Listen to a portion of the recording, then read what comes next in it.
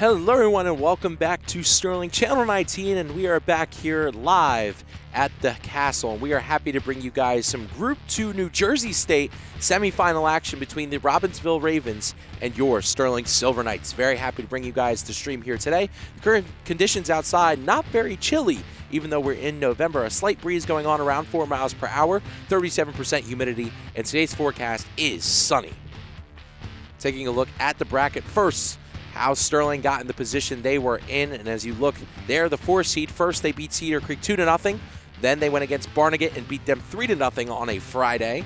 And then on Tuesday, November 12th, the infamous penalty kicks, and Jesus Blanco netted the last one against West Effort to push them over into the finals. And then in the final, it was 4 Sterling versus 2 Haddonfield, and Bright John put them over the top with a game-winning goal in the second half. And then taking a look on how Robbinsville got in their position, Delran, a team we're rather familiar with here at Sterling Channel 19, they won the Group 2 title for the past 9 years, but then got moved up into the South Jersey, but then they got moved up into Central Jersey, got to the finals by beating Cinnaminson, which is a very tough team to beat as we take a look at their path. They beat Allentown and Homedale, and then they beat Delran, and now Robbinsville now in the semifinals of the state tournament once again. The last time they won the state tournament was in 2022. And as we mentioned now, here's where we are. So Harrison and Glen Rock are going to be playing later today at Harrison. And then it's Sterling versus Robbinsville here at the Castle. Robbinsville, again, won the state tournament back in 2022. I would assume Sterling's last state championship was in 1976. So we're going to take a step back just for a moment here, and we're going to listen to who these players are and let them introduce themselves. Jace Camardo, senior, forward, Stratford. Patrick Carroll, senior, forward, Stratford. Dean Collins, senior, center back, Stratford. Quinton Rosano, senior, striker, Stratford. Will Stubbs, junior, left back, Stratford. Ethan Weitzel, sophomore, midfield, Magnolia. Fernando Sanchez, junior, midfielder, Stratford. Rafael Sanchez, freshman, midfield, Stratford. Max Bleen, senior, right back, CDM, Laurel Springs, New Jersey. Bright John, senior, left back, Stratford. Anthony Ortiz, senior, center back, Stratford. Jackson Ayers, senior, defense, Somerville, New Jersey. Jesus Blanco, senior, midfield, Stratford, New Jersey. Connor Maynard, sophomore, winger, Stratford. Wesley Wright, sophomore, right back, Somerville. George Walters, sophomore, right back, right wing, Magnolia. Carson Wiley, sophomore, midfield, Somerdale. Travis Schmid, senior, goalie, Laurel Springs. So welcome back here as we take a look at the team meetings in the middle. Sterling in the nice blue jerseys with the zigzags on the arm, and Robbinsville in the nice crispy all whites. See Travis Schmidt to the right in the highlighter green, and Brody Kaplan to the left in the black. So taking a look at the standings this year in the Colonial Liberty, Haddon Heights took the division 7-1-2 in the division, 12-5-3 overall. Then it was West Effort who Sterling knocked off in the playoffs in the PKs, 7-3-0 in the division, 14-7-1. And then it's the Silver Knights who were 6-2-2 in the division, 12-5-5 overall. Haddon Township 3-5-2 in the division, 14-6-2 overall. And then it was Haddonfield, and then it was Lindenwold. And then taking a look at the CVC Colonial, it was the Robbinsville Ravens who took the division. They were 6-0-1 in the division, 21-2.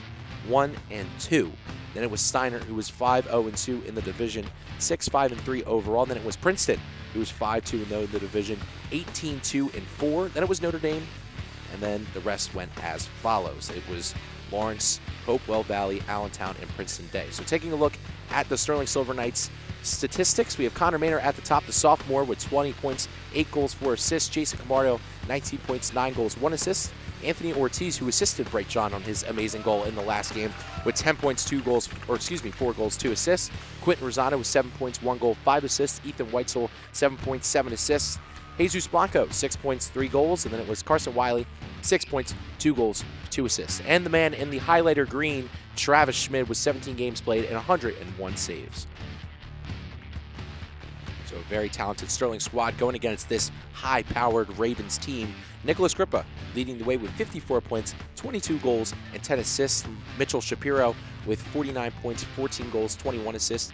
Ethan Pagani with 32 points, 13 goals, 6 assists. Nico Matthews, 12 points, 4 goals, 4 assists. Chris Lewis, 10 points, 4 goals, 2 assists. And the goalie is going to be Brody Kaplan for today. 23 games played and 138 saves. So glad you could join us here today. I'm Daniel Leakin, joined by Max Zuback here in the booth, and we're very excited for this high-powered matchup. But I mean, Sterling definitely has a handful to deal with here with this Ravens team. Yeah, they definitely do, and it's going to be a challenge for them to get out in front pretty quickly, which I think they'll need against a very strong squad that Robbinsville brings to the table with a sport like soccer. They're obviously 21-2 overall in the year. Incredible, very great, you know, for them to start with, and I do believe that if they can continue that way, it is going to be a very tough game for the Knights to get out on top on. However, they've overcome odds many a time before in this year, and I think it's definitely possible they can do it again. Just depends on how strong of a start they get in this contest. So just got word that number 7, the leading goal scorer for Robbinsville, Nicholas Grippa, is out for today's matchup. 22 goals, 10 assists, 54 points. So a key player for the Ravens that they're missing, unfortunately, in this matchup today between them and the Silver Knights. They're losing around 54 points total this season. A key player for this Robbinsville team. Again, leading goal scorer with 22. And again, the leading point scorer as well. So definitely a major loss there for the Ravens as we take a look at Coach Marley's and the guys in the huddle. Superfans showing out well today. Robbinsville traveling quite well for their own section. Coming around an hour away as well. Obviously, as we mentioned, in the division, they play with a lot of teams from North Jersey. There are the Superfans doing a great job this year. Had a great support in that big game against the Bulldogs, where Sterling prevailed.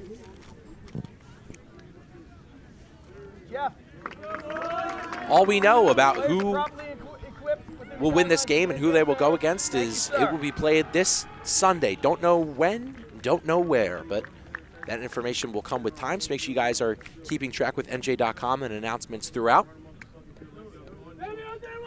Robbinsville beat Delran in the finals, as we mentioned. Delran had 2 goals in the first half that were disallowed because they were offside, and Robbinsville got one in the second half to put them over the top. So Robbinsville was playing with 10 men as well by the end of that game. There's about 13 minutes to go. It was still very challenging to maintain what they had done, but they ended up coming out on top. It's been a very good run for them, and I'm pretty sure this is two seeds in their respective brackets going against each other. So in that respect, it should be even, but Robbinsville and Sterling have showed out in very different ways throughout the season, I feel.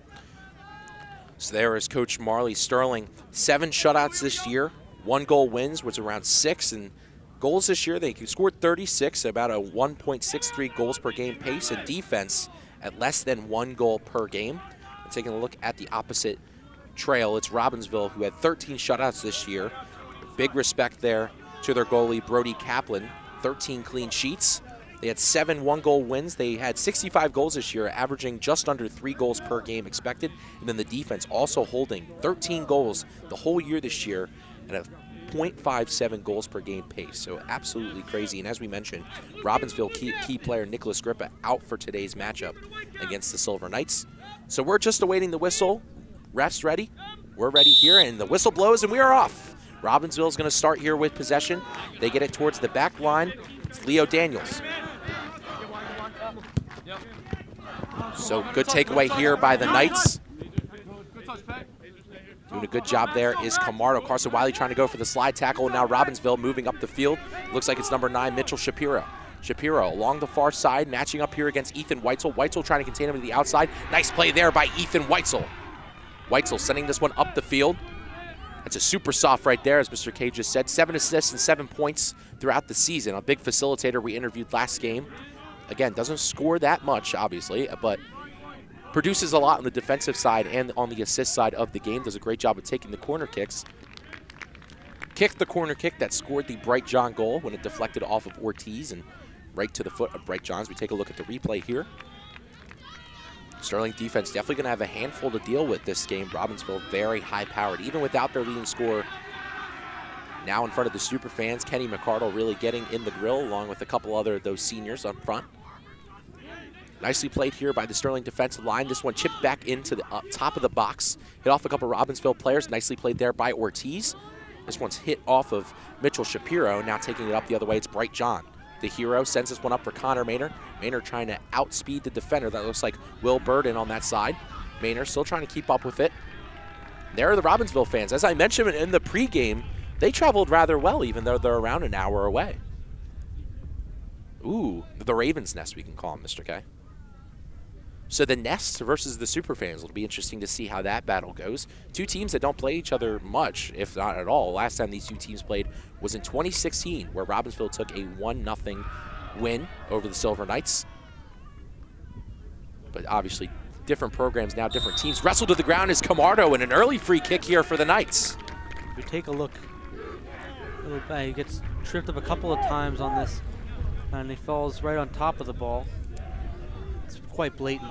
Looks like it was Marco Parisi. So Sterling with an early opportunity here. Free kicks are what they're best at. It'll be interesting to see, or hopefully that they utilize this. Weitzel raises both of the arms. They send it low. Looking towards that back post, just goes over a couple of heads. Rosano trying to keep it inside the box, but that one hit out. And now Robbinsville looking to go on the attack. Blanco in the midfield, trying to play tight defense on Robbinsville. Getting help here from Weitzel, but they chip it towards the middle, and now they're moving up the field with pace. Robbinsville really flying now. Nice play there by Collins to keep it in front, but Robbinsville still staying with possession here. Goldberg sending this one away. This one hit up, and Schmid makes the easy save. So good action going back and forth so far. Schmid with the jump catch, showing off the mitts as we take a look at that free kick from Weitzel. It was a nice free kick, just a little bit of miscoordination as to who could be on the back post. They tried to keep the play going, but just wasn't much there. Connor Maynor going full speed ahead. Smart play there by Brody Kaplan to kick that one away. So it will be a Sterling throw-in, but definitely a close opportunity. And Sterling doing a good job going on the attack early in this one. Yeah, they're finding very good ways to play onside and quickly. And I think that's how you got to get out in front early against a high-powered team like the Robbinsville Ravens. I think Sterling definitely knowing that as well. You could follow us on Twitter or Instagram at Go Knights Sports. It'll have all our athletic directors' information and all the cool graphics and the game days happening here at the Castle. So make sure you guys go follow us on X or Instagram at Go Knights Sports. So Wiley giving it back to Weitzel. Weitzel trying to fight for the ball along with another Robbinsville Raven, but they get it back to the midfield, and it's going to be Max Goldberg to send it to the close side, looking for Shapiro. That is not Shapiro, that is Noah Goldberg. So Goldberg to Goldberg connection. It's Goldberg sending this one back towards the middle. Nicely played there by Anthony Ortiz. Gets it back out to Leo Daniels. This one hit towards Noah Goldberg once again, but that one's just going to go out. It'll be a throw in here for Collins. I mean, these two Goldberg brothers have been pretty good throughout the year, and they do have a pretty solid connection that needs to be defended and monitored pretty well because they can pass between one another, you know, with pretty solid efficiency. So Weitzel chips it over the defender. Connor Maynor trying to move up with speed. He gets defended well there by Will Burden, but it will be a Sterling throw-in. Oh, nope. Ref goes the other way, so now it'll be a Robbinsville throw-in. So great defense there by Burden to get that one away from the speedy sophomore that is Connor Maynor. So now Carson Wiley trying to get a touch on it. This one bounces out to the midfield. Bright John plays it out. So it'll be yet another throw in here for the Ravens. The rope backed up considerably far this time after Superfans almost charged the field on the Bright John goal against Haddonfield. They were really pressing against the line, but they gave them a lot more space this time. Nice play here by Bright John, trying to get that one away. Makes the wrong decision. Now the Ravens moving up with it. Challenge here by Carson Wiley, 22 against 22 here. This one goes to the outside. Robbinsville trying to play this one in. Nicely played there by the Sterling defense. And it will be a goal kick here for Schmidt. I mean, it's very good pressing to keep it not only, you know, out of any danger, but also in your possession. And that's what they've been solid at most of this year, using that back line to really press well in times where you need that pressure. So South Jersey against Central Jersey here. Robbinsville up by Trenton. Play Brody, play Brody, play Brody. Connor Maynard trying to apply some pressure here, but Brody Kaplan is going to have it at his foot. Give it off to the outside where it's going to be Matthews. Matthews looking to progress up the field. Gives it off to Parisi. Nicely played there by Jason Camardo. No, I got it, Q. No, There'll be a throw in here for Sterling. Great play there by Camardo to cut off some of the passing there and generate a throw in where Collins gives a hefty throw looking for Connor Maynard. He's going against Matthews. Maynard still applying pressure here. Robbinsville trying to scramble out their own side. Dribbling past Camardo. This is Burden coming away from the back line. Nice play there by Camardo. Camardo pressured by 3 Ravens, getting flocked around, but Camardo getting this one back to the middle, looking for Maynard. Maynard turning, trying to spin, but nice play there by Matthews, who's now taking off from the back line, looking towards the middle for Shapiro. They send this one up. Ortiz plays it well, trying to fend away the Ravens. But he cannot, and it'll be a throw in here for Robbinsville. It was a good defensive effort, though. Even though you can't get the possession, you halt the bit of momentum that they gotten from that counterattack, give them some time to breathe and kind of rethink after that burst of energy. Nice punch away there by Travis Schmid. It's going to fall on the foot of Leo Daniels, who's looking to take a shot, bounces it back. Trying to cross it in here is Robbinsville. They get it to the back post, where it's going to be Goldberg. Goldberg gets pressure, and he hits it out. We're going to take another look at that punch out there by Travis Schmid. It was a very long attempt to try and get it into the net that I'm pretty sure was meant to be an advancement to a separate player. Schmid read it and had a nice punch out that got it far away from the box. Solid defense. Schmid is my key player of this game. Again, a Robbinsville team that is so good in so many levels. Backline, midfield, and forwards are perfect to a T, or as close as they can be, and Schmid is going to need to be at his best game today. She definitely has the ability to be. Travis Schmid, one of the best goalkeepers in South Jersey, going against a team here in Central Jersey.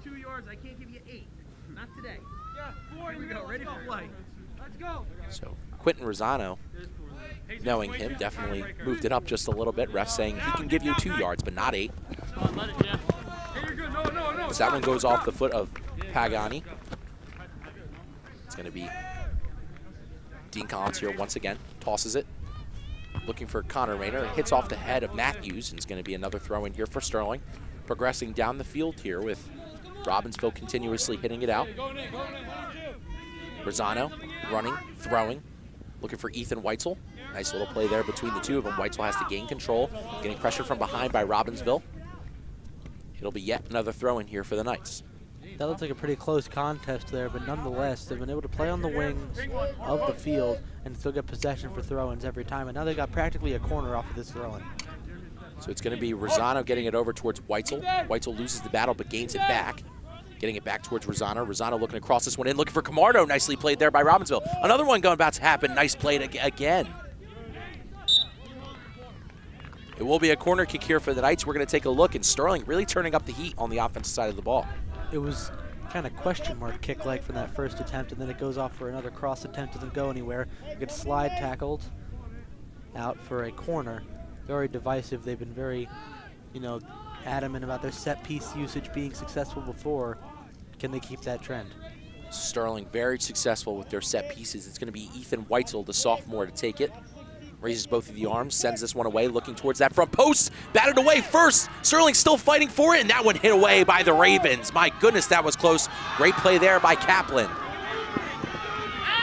Sterling and the Ravens still fighting. Lewis pushes down Weitzel, but they continue on. Blanco trying to gain the position advantage. Gets it back towards Collins. Collins sending this one forward. The Ravens staying with possession, and now they're trying to flock towards Travis Schmidt. Nice play there by Max Bleen to push this one towards midfield. Camardo with the defender on him. That's Schreier. So the Ravens playing continuously good defense, and that set piece was dangerously close there for the Knights as they get it right in the middle of the box. It was a really nice attempt there. Went pretty much off the bar, but then a really good flood of Ravens to get that out. And that's a physical defending on the counterattack from both sides to try and make something happen. Now you've got another throw-in attempt for Sterling. So now the Knights get the ball back to Bright John. John sending this one towards the midfield, turns it over, but Blanco gets it back. Blanco up for Camardo, tips off his foot. Robbinsville looking to take it the other way, and they do. They send this one ahead. Tips off the foot of Shapiro. They can't get anything going so far on the offensive side of the ball, which is shocking for Robbinsville. But Sterling locking down. Robbinsville this year, 65 points forced, and operating at a little bit of a slower pace here against the Knights so far. Granted, I don't think it's what they want to be playing at, but Sterling's controlled the pace quite nicely in the first 11 minutes of this half.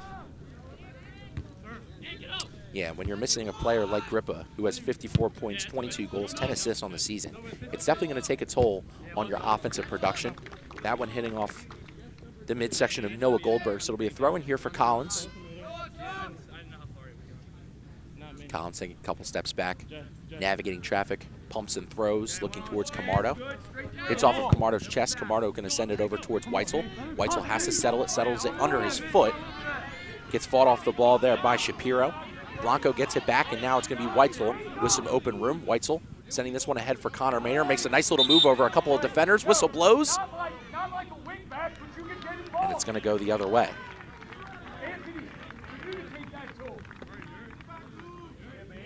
Maybe looked like a little bit of a head or a handball there from Connor Maynor, but nevertheless, it'll be a kick here for Matthews as Robbinsville looking to turn up the pace on the offensive side of the ball to start.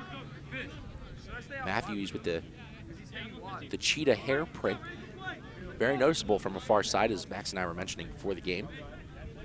Helps us know who to be saying the name of. Yeah. So that one hits off the head of John. It's going to be Max Bleem who's going to kick it the other way. Goes under Weitzel's foot. So now Robbinsville looking to go in transition. Pagani moving up, getting it towards the middle. This one chipped up. Collins there along with another Robbinsville player, and they bury it.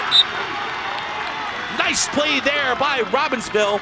And the freshman, Noah Goldberg, getting on the board here early in this one. The Ravens take a 1-0 lead over the Silver Knights. Well, it was a really fast attack. As we see is some nice paced passes. It gets over, and it's a shot that I don't think anyone expected. It was a good effort from Schmid that just gets past him. It's an early goal that they needed, and it flips momentum right on its head. As you were mentioning how they didn't really get the pace they wanted to play at. Now they've got all the pace they want. A nice touch there by the freshman. As we heard from the nest, he's just a freshman. 1 goal, 6 assists, 8 points on the season, but make that 2 goals and 10 points now. And Noah Goldberg putting Robbinsville on the board early when it seemed like Sterling had a lot of the momentum to start. Robbinsville making their statement, starting this one off 1-0 in the first half.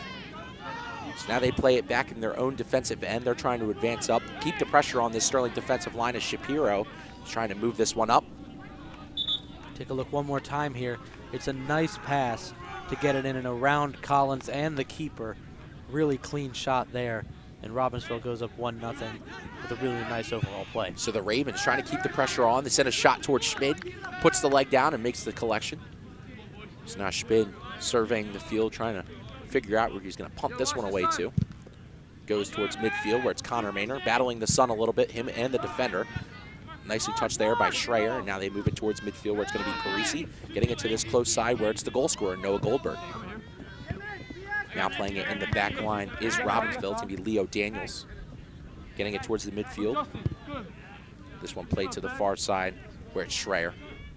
Schreier advancing it up, almost crossed out there by Camardo as Bleem moves up, kicking this one forward, looking for Connor Maynor. Gets a little bit of physicality in the back there. Played back by Robbinsville, and now they're controlling possession well so far here, the Ravens.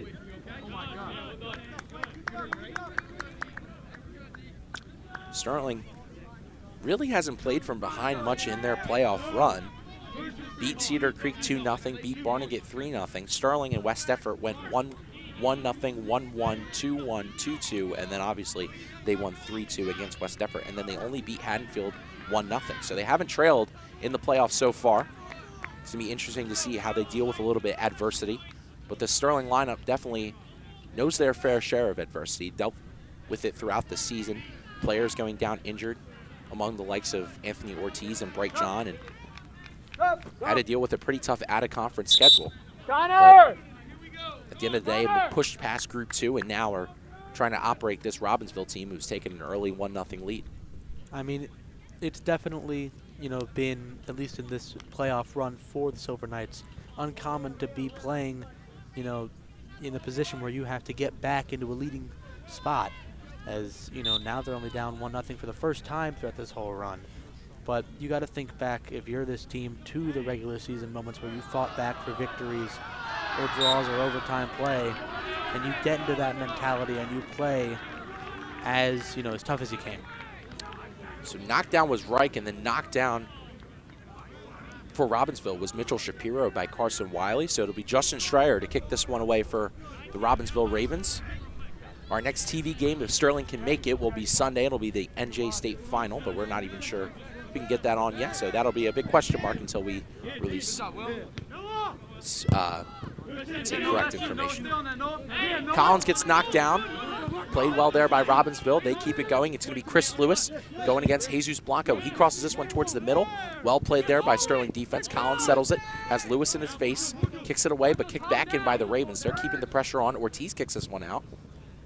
Goldberg pushing it towards the middle. Camardo trying to help from the forward spot. Goldberg chipping this one forward. Looking for Pagani. Pagani weaving through a couple of defenders, doing a great job trying to set a shot towards Schmidt. They keep fighting. Another shot here by Lewis. Well played there by Collins. And Robbinsville turning up the heat on the Stove and Sterling. Very close to getting burned there.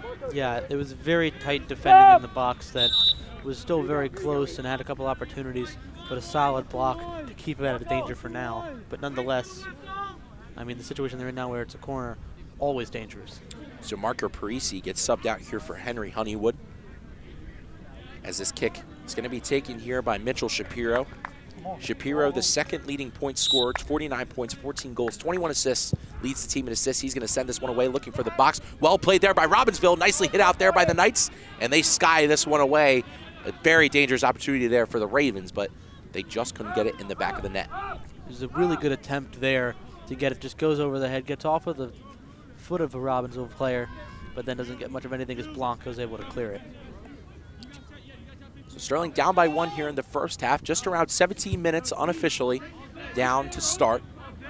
Superfans and the Nest doing a good job of showing up to this game today. Our next, or if Sterling cannot prevail, the next TV game will be the winter season, which starts in mid-December. We'll be happy to bring you guys basketball between the girls and the boys, and we'll be bringing you wrestling as well.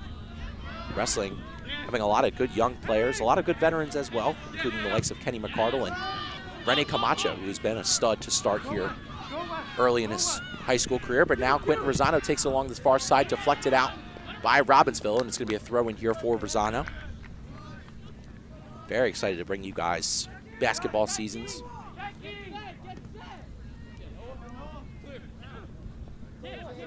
And this Thursday, we are up for a national Emmy. Sterling TV 19's broadcast between boys basketball and the Haddonfield Bulldogs here at home. So hopefully, if you guys can watch on the Emmy.com, I'm pretty sure it is, and see if Sterling Channel 19 could get an Emmy for our game last year, which would be the best in the nation, which would be a pretty cool feat for us here in little old Somerdale, New Jersey, to beat some of the best in the nation. Pushed down there is Ortiz by Max Goldberg. We've won the Mid-Atlantic Award 4 years in a row, but now we're going for more of a national scale. So Goldberg, who just pushed down Ortiz, scored the game-winning goal against Delran, a 5'11" player, but he plays a lot bigger for this Robbinsville High School boys team, as mentioned on the article. Down now in a lot of pain is Jason Camardo. To take a look at the interaction, a kick in the midsection. So Camardo in a lot of pain. Got kicked where you really don't want to get kicked. Sterling leading scorer this year. He has 19 points, 9 goals, and 1 assist. Only 1 point behind the sophomore Connor Maynor. Man, he is down in a lot of pain. Understandably so. So Camardo got hit where the sun doesn't really shine. Definitely an uncomfortable look for the people at home, as he's still down, getting attended to by our trainer, Sean Klink. Let's be taking another look here. It's a good challenge, just not in good placement. Oof. Well, my goodness. Thank you all for tuning in here. I'm Daniel Leakin, joined by Max Zubak here covering Sterling versus Robbinsville in the state semifinals. Robbinsville taking an early 1-0 lead over the Silver Knights from a goal from Noah Goldberg, and we're happy to bring you guys this production here live at the Castle. As you see, if the goal can stand here, if the goal stands and this game stays the same, this could have been the playoff beard eliminator here from Noah Goldberg. I have a little playoff beard going on my face here until all the teams are off of the fall season. I will eventually shave it, but this one team is really stuck around here, these Silver Knights, fighting now for state final. As we take a look here, it's a little spotty through the beard, but I'm really excited to shave it off. Hopefully that doesn't come today, but hopefully it comes soon. Him in the back of the leg. So I'm really not liking it anymore. It's starting to itch. Ball, and from but given a yellow card now was number 8, Henry Honeywood, who was just subbed on here for Robbinsville. Marco Parisi will come back onto the field after that shot against Camardo. Honeywood not happy with the call, understandably so. So now Weitzel raises both of the arms. Sends this one away, looking for the back post. Well played there by Robbinsville. And nicely cleared away there by Chris Lewis. Weitzel settles it, trying to send this one back in, looking towards the goal, but it'll be easy catch there for Brody Kaplan. Kaplan's done a pretty solid job early on at getting these stops, as well as this defensive line for Robbinsville. And now moving up is Chris Lewis. Lewis moving with a lot of speed going against Blanco. Blanco slips, and Lewis dumps it back out. Looking for Shapiro. Shapiro trying to cross this one in. Well played by Sterling's defense. Carson Wiley now moving with room. Looking towards Rosano. Wiley still running. Getting pressured by a Robbinsville player. Makes the pass, but it's a turnover to Leo Daniels. And Daniels kicks this one up. Well played there by Blanco. As this one gets towards the halfway point of the field. And we're just around the halfway point here of half number 1. 1-0 to score off of a goal from the freshman, Noah Goldberg, who picked up his second of the season for the Robbinsville Ravens. Sterling looking to come from behind here for the first time in this playoff run. The only game where there's been more than 1 goal scored against them was against West Deptford, and they held the lead or was tied at all points of that game. So Connor Rayner kicking this one back. Played well here by Robbinsville. That was number 12, Will Barden, who's done a pretty good job so far in that center back position. Slipping and falling on that side is Chris Lewis. Definitely hearing it from the super fans on that far side. Why would they let him not know? Weitzel kicking this one up. Well played once again by Barden, who's done a good job to start. Parisi kicking this one back. Robbinsville trying to advance up the field. They kick this one towards the middle, and it looks like Schmidt's going to come out and make the scoop. Schmidt, obviously, besides that one, mistake leading to a goal, has had a pretty solid game where he's been, playing out of the goal for a couple of these plays to keep the ball away.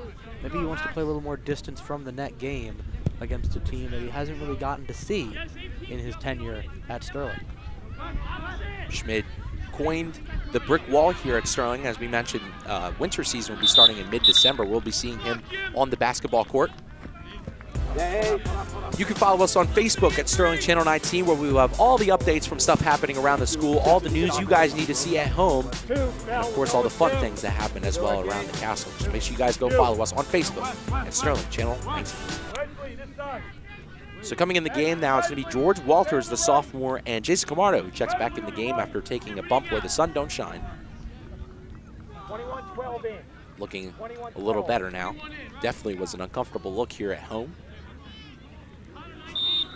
It's now a throw in here for Robbinsville as they try to advance up the field looking for Lewis. Lewis chipping this one back to the defender, Barden. Reich slips, and now this one going to this far side, which is Parisi. Parisi sending this one ahead, looking for Goldberg, who could have his second of the game. He tries to chip it past Ortiz. It does. Ortiz makes the nice play, but it will be a corner kick here for Robbinsville, and they've applied the pressure ever since they've gotten that goal.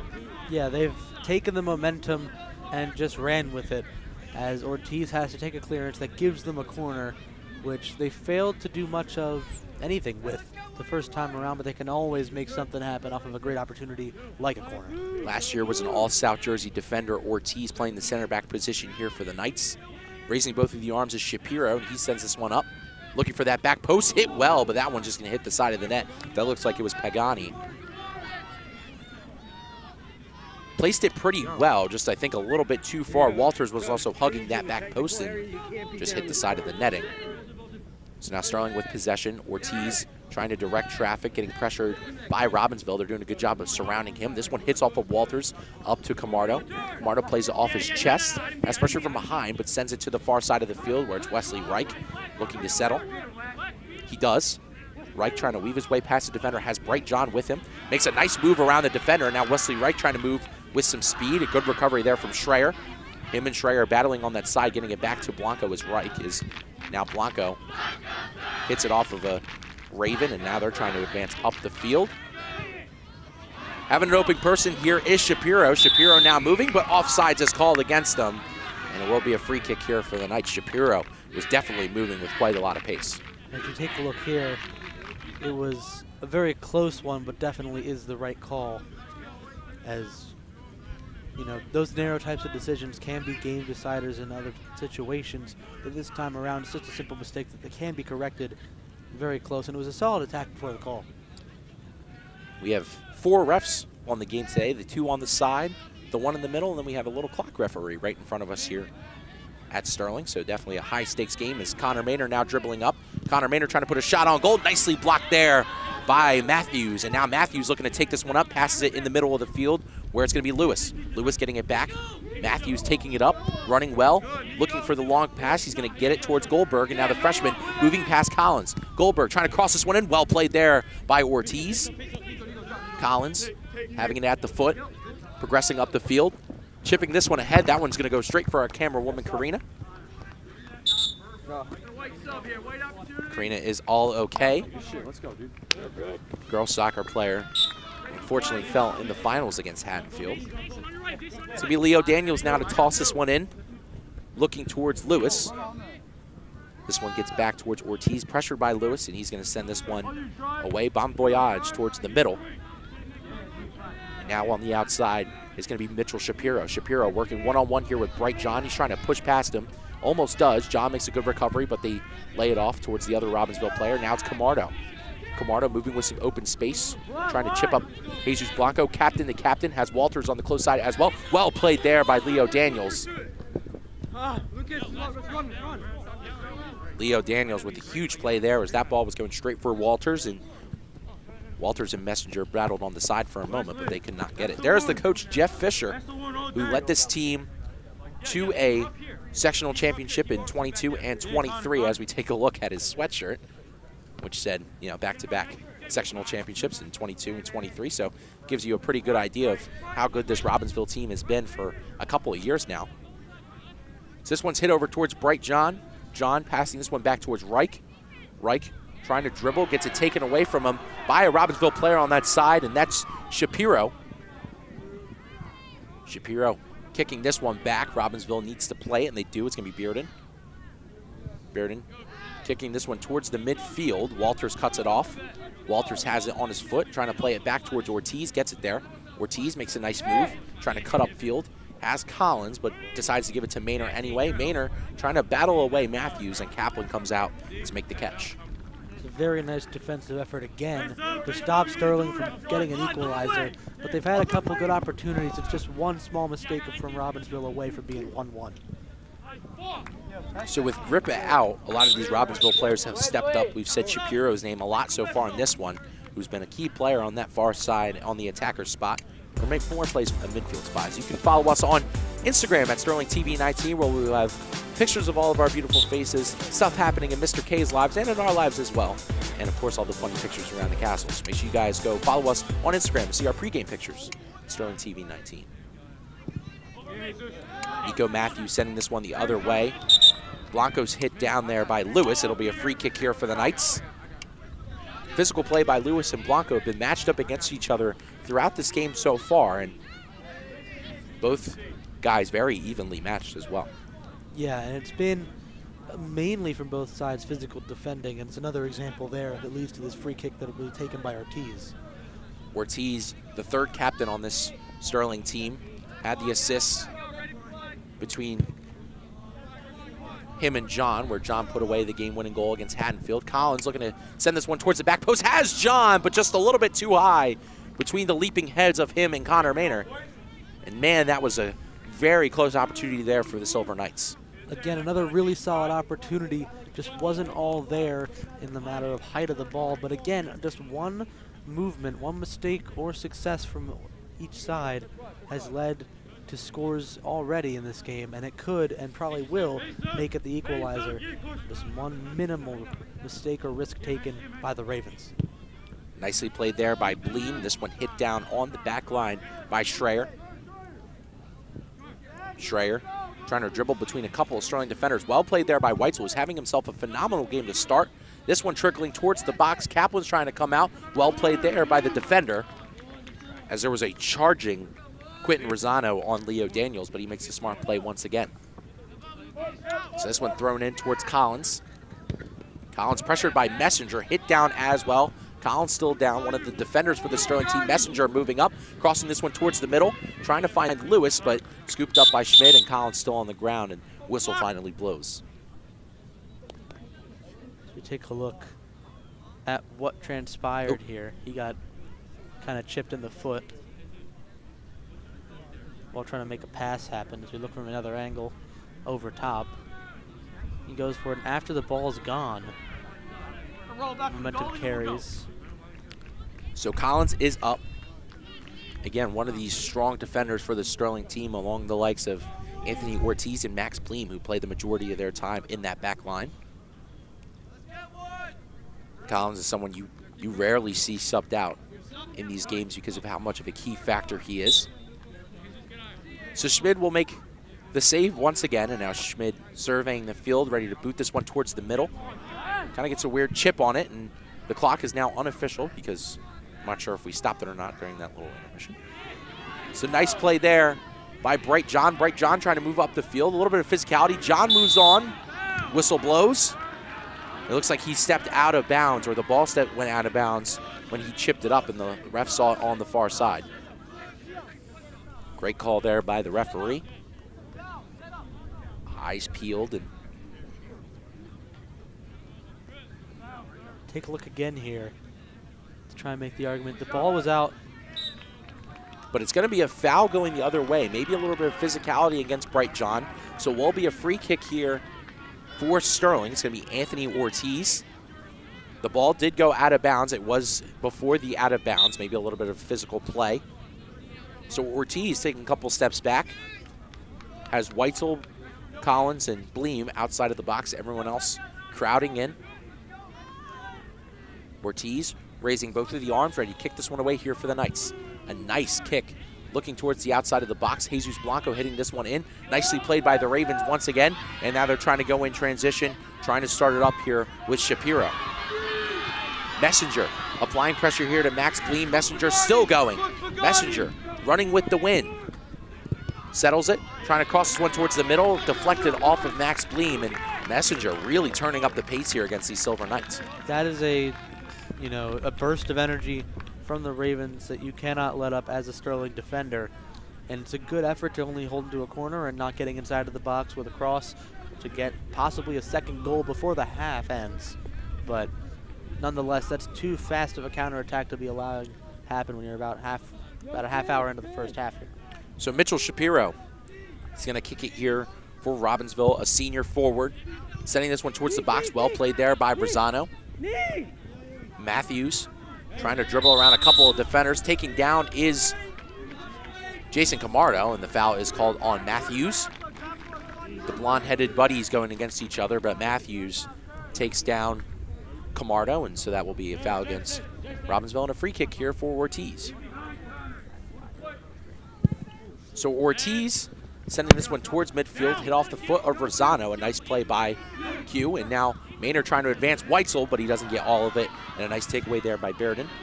But another nice takeaway by Connor Maynard. He's trying to dribble through a defender, trying to cross this one towards the middle, looking for Camardo. Camardo can't get to it. Falls on the foot of Wiley. Wiley with some open space, trying to take a shot. Nice block there by Robbinsville. And this one goes back out to midfield, goes over the head of Jesus Blanco, and now moving with speed is Lewis. Lewis looking for Messenger.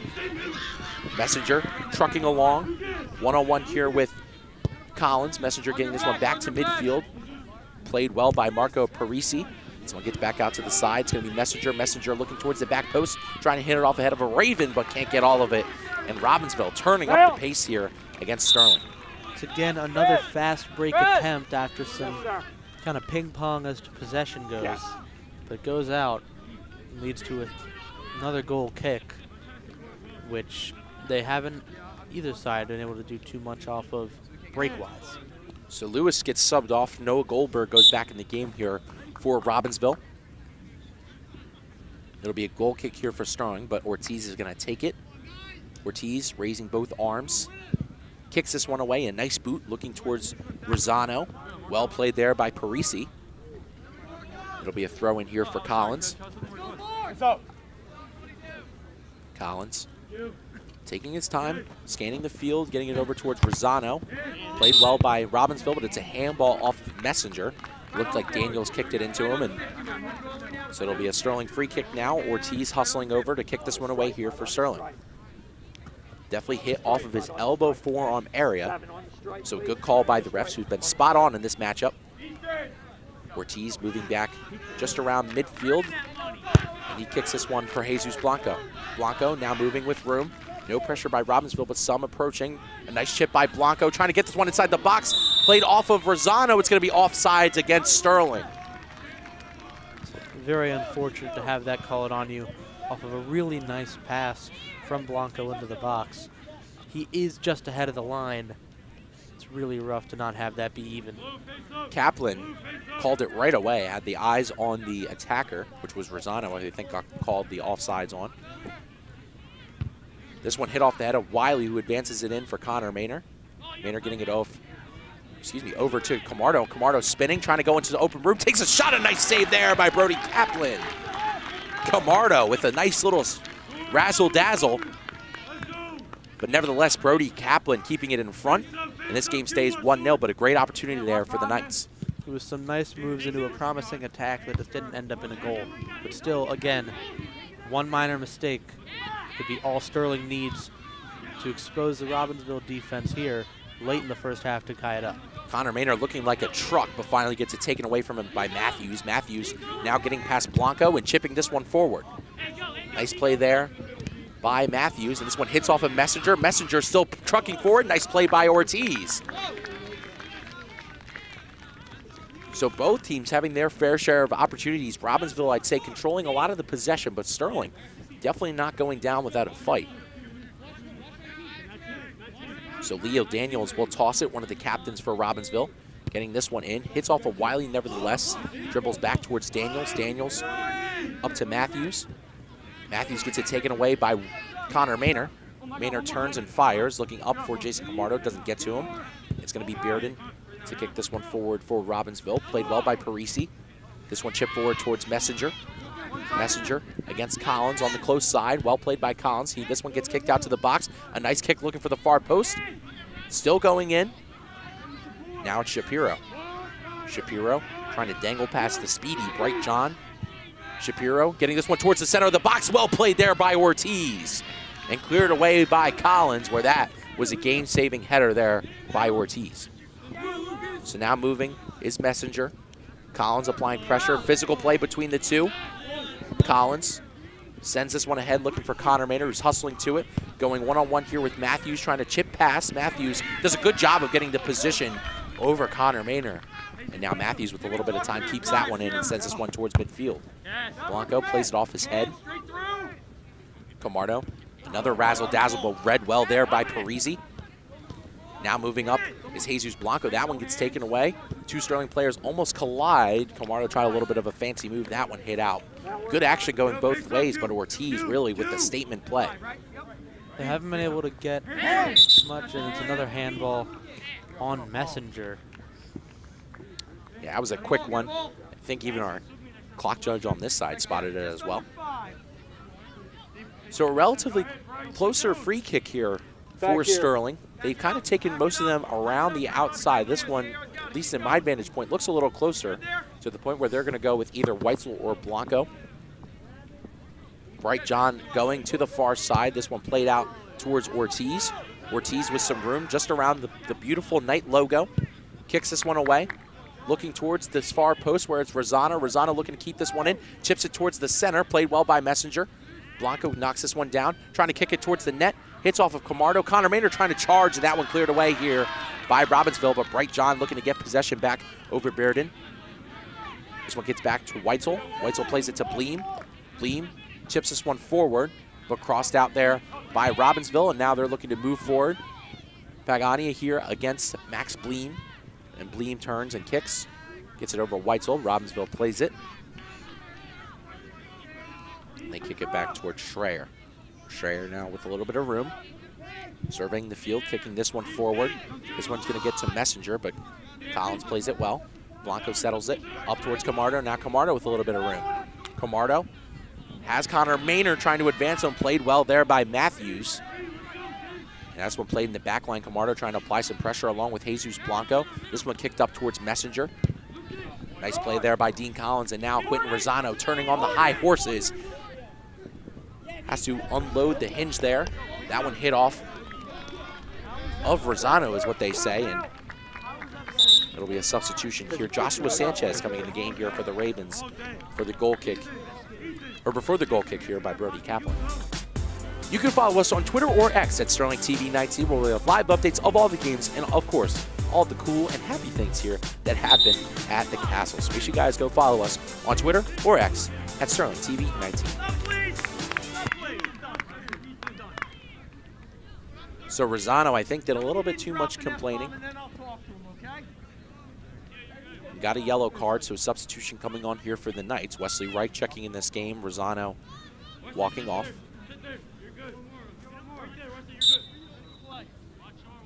Rosano did a little too much talking and unhappy with the official. So we're definitely approaching the end here in this first half. Robbinsville holding this 1-0 advantage over Sterling. Physical play here between a Robbinsville player and Bright John. Was expecting him to do a little bit of a kick up, but he did not, knowing his antics when he falls down. Tried to go over top of Shapiro. Shapiro just kicked that one out, but it will be a foul on John. So this one kicked away here by Robbinsville. In just a few moments, they're going to send the majority of players up. Matthews approaching as well. Arm raises. Max Goldberg sends this one ahead. Played well off of John, and that one's going to go out for a corner kick. We've unofficially reached 40 minutes, so this should be the last attempt for any scoring here in the first half off of this corner kick. So it'll be Mitchell Shapiro. He's the senior forward. Has had a lot of work in this game so far. Trying to put Robbinsville up by 2, approaching the end of half number 1. Shapiro raises the arms, kicks this one in. That one hitting off of a Sterling player, and it'll be yet another corner kick. We're going to take a look at the replay from our cage cam. Take a look at the angle here. It's a good attempt, and it's hit off Blanco. Hit off Blanco's shoulder. Give him a second corner. So once again, it's Shapiro trying to get it to the back post. Well played there by Connor Maynard. Dean Collins trying to approach it as well. Robbinsville complaining for a handball. Whistle blows.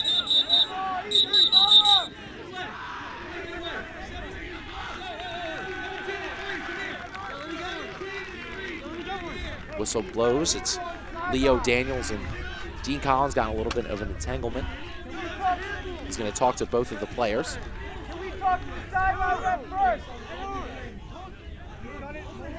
Captain Anthony Ortiz trying to interject as well. Ref having a conversation with Daniels and Collins after a little bit of an encounter between the two.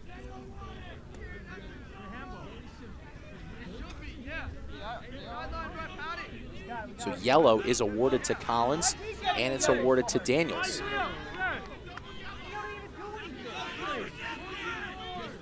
So Collins not happy, Daniels not happy here.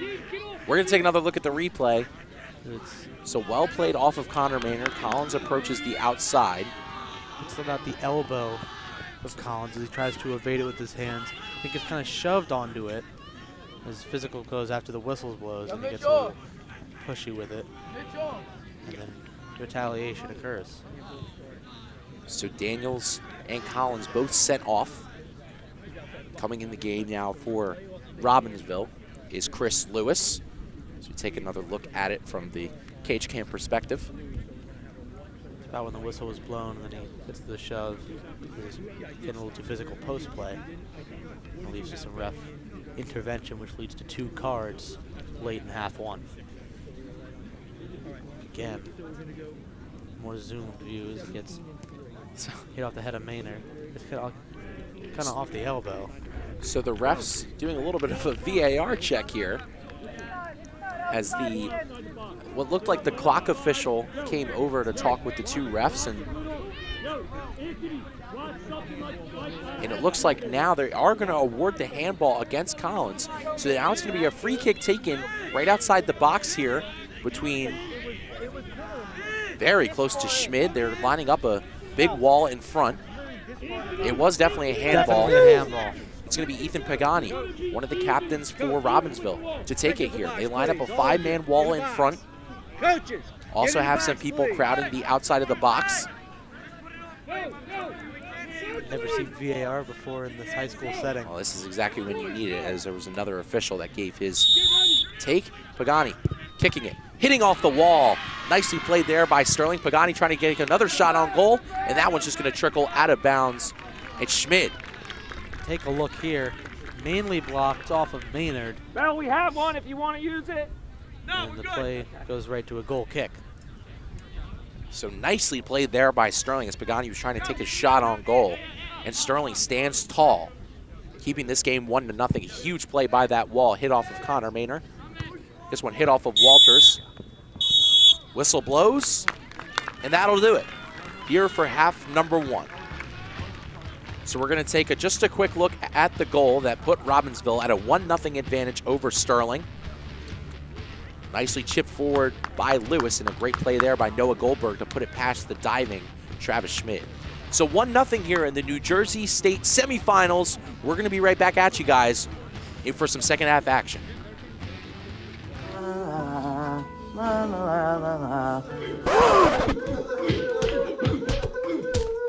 Hey, stop that, bully! Are you begging for a knuckle sandwich, twerp? Maybe I am.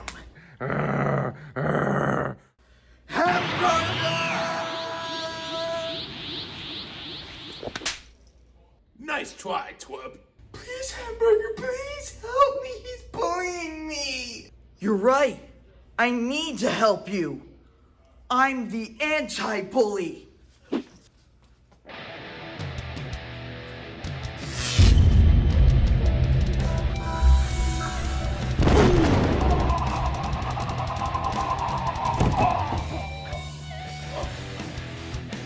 I can't be defeated.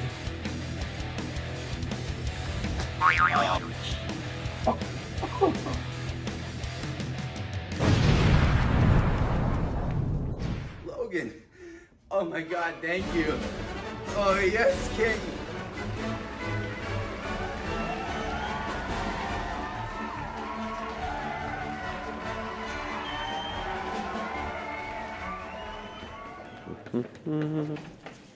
Dude, are you kidding? Pictures.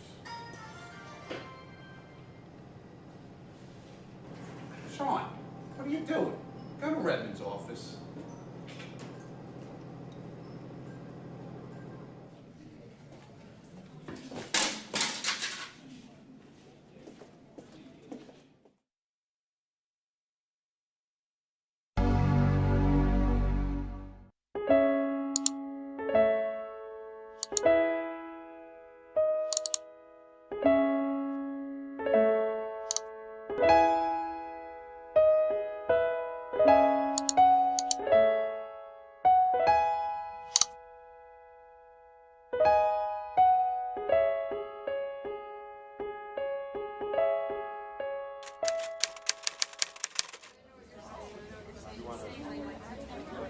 Oh my God, what a loser. He's so annoying. Looking at the story, you'll know by the story the first few lines. We're talking about that paragraph again in the story. You know what? I'm done. That's it, teach. I quit. I'm done.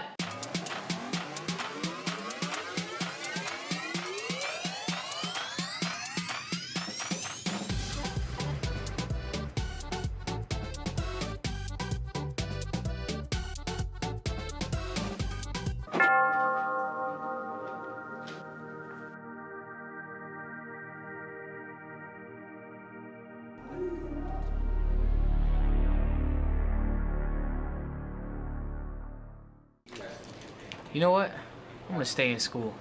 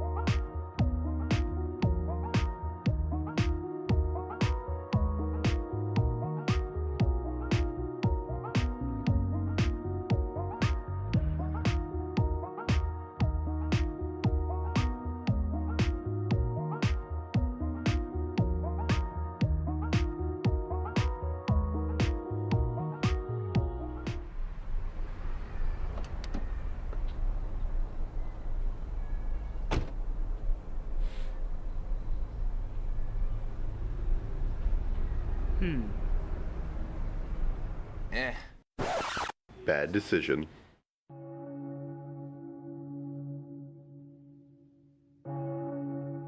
Not wearing a seatbelt while driving increases fatal injuries by 78%. Hitting the windshield without a seatbelt feels like getting knocked out by an Olympic heavyweight boxer.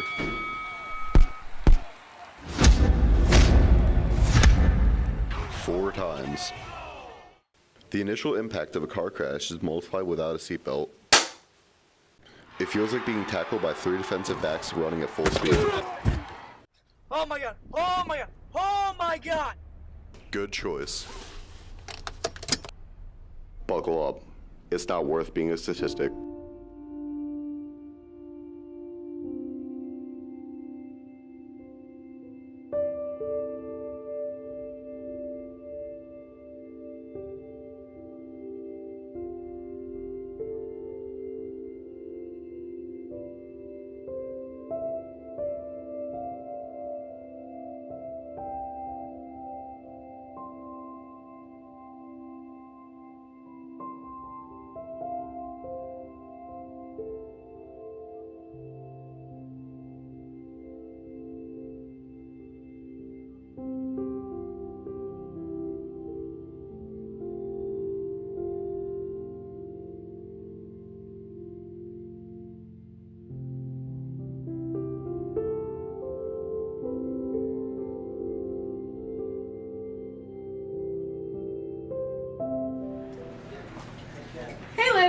What's up? Hey, Maddie. Why are you wearing Crocs? They're so comfortable. You should really get a pair. Maddie, take them off. They're so ugly.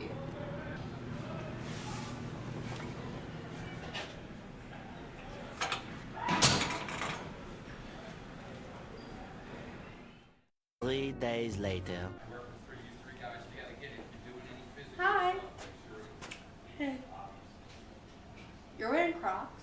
You're wearing sneakers? I thought you said those were ugly. Well, I guess they are kind of comfy.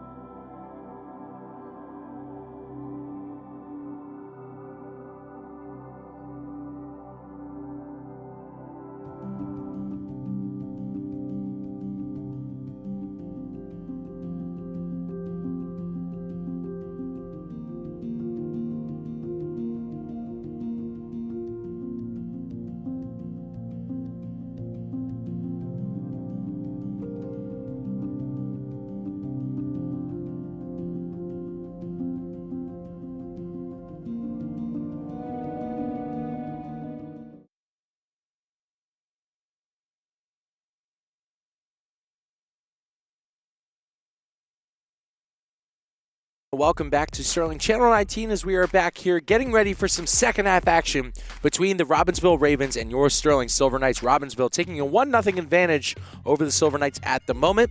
We're going to take a look at how they scored that goal.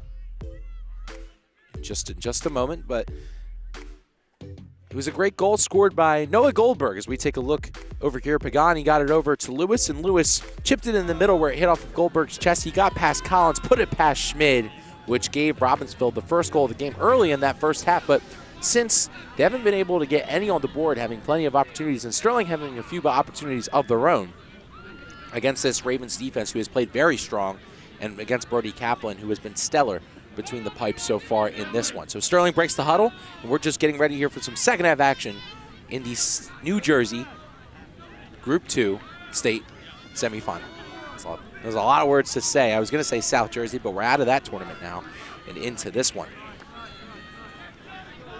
So I'm Daniel Leakin, joined by Max Zubak. Glad to bring you guys this semifinal action between Sterling and Robbinsville, and the playoff beard lives strong here on my face. And, you know, Max a little barefaced, but definitely still in the spirits, as we're happy to bring you guys this stream. So Sterling's going to get first possession, and they kick it off, and we're just now in second half action. Jesus Blanco is going to take it up, skies it over towards Quentin Rosano. Rosano's going to play at his foot, getting it back to midfield, but Robbinsville still fighting now with Blanco.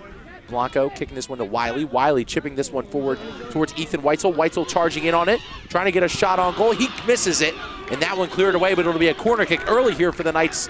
Great start. Well, it was a solid pass into Weitzel. You see from this angle, he just kind of gets a bit of a slip up on the cross attempt, but nonetheless a corner. Again, something that we've seen Sterling have some solid attempts off of throughout the first half, and now it's early second half. They could tie it up quick and try to maintain and extend that out to sustain for his top. As we got a left-footed kicker here, taking the corner in Collins. In this semifinal round, the 4 teams remaining is Harrison, Glen Rock, Robbinsville, and Sterling. The Central Jersey versus South Jersey matchup.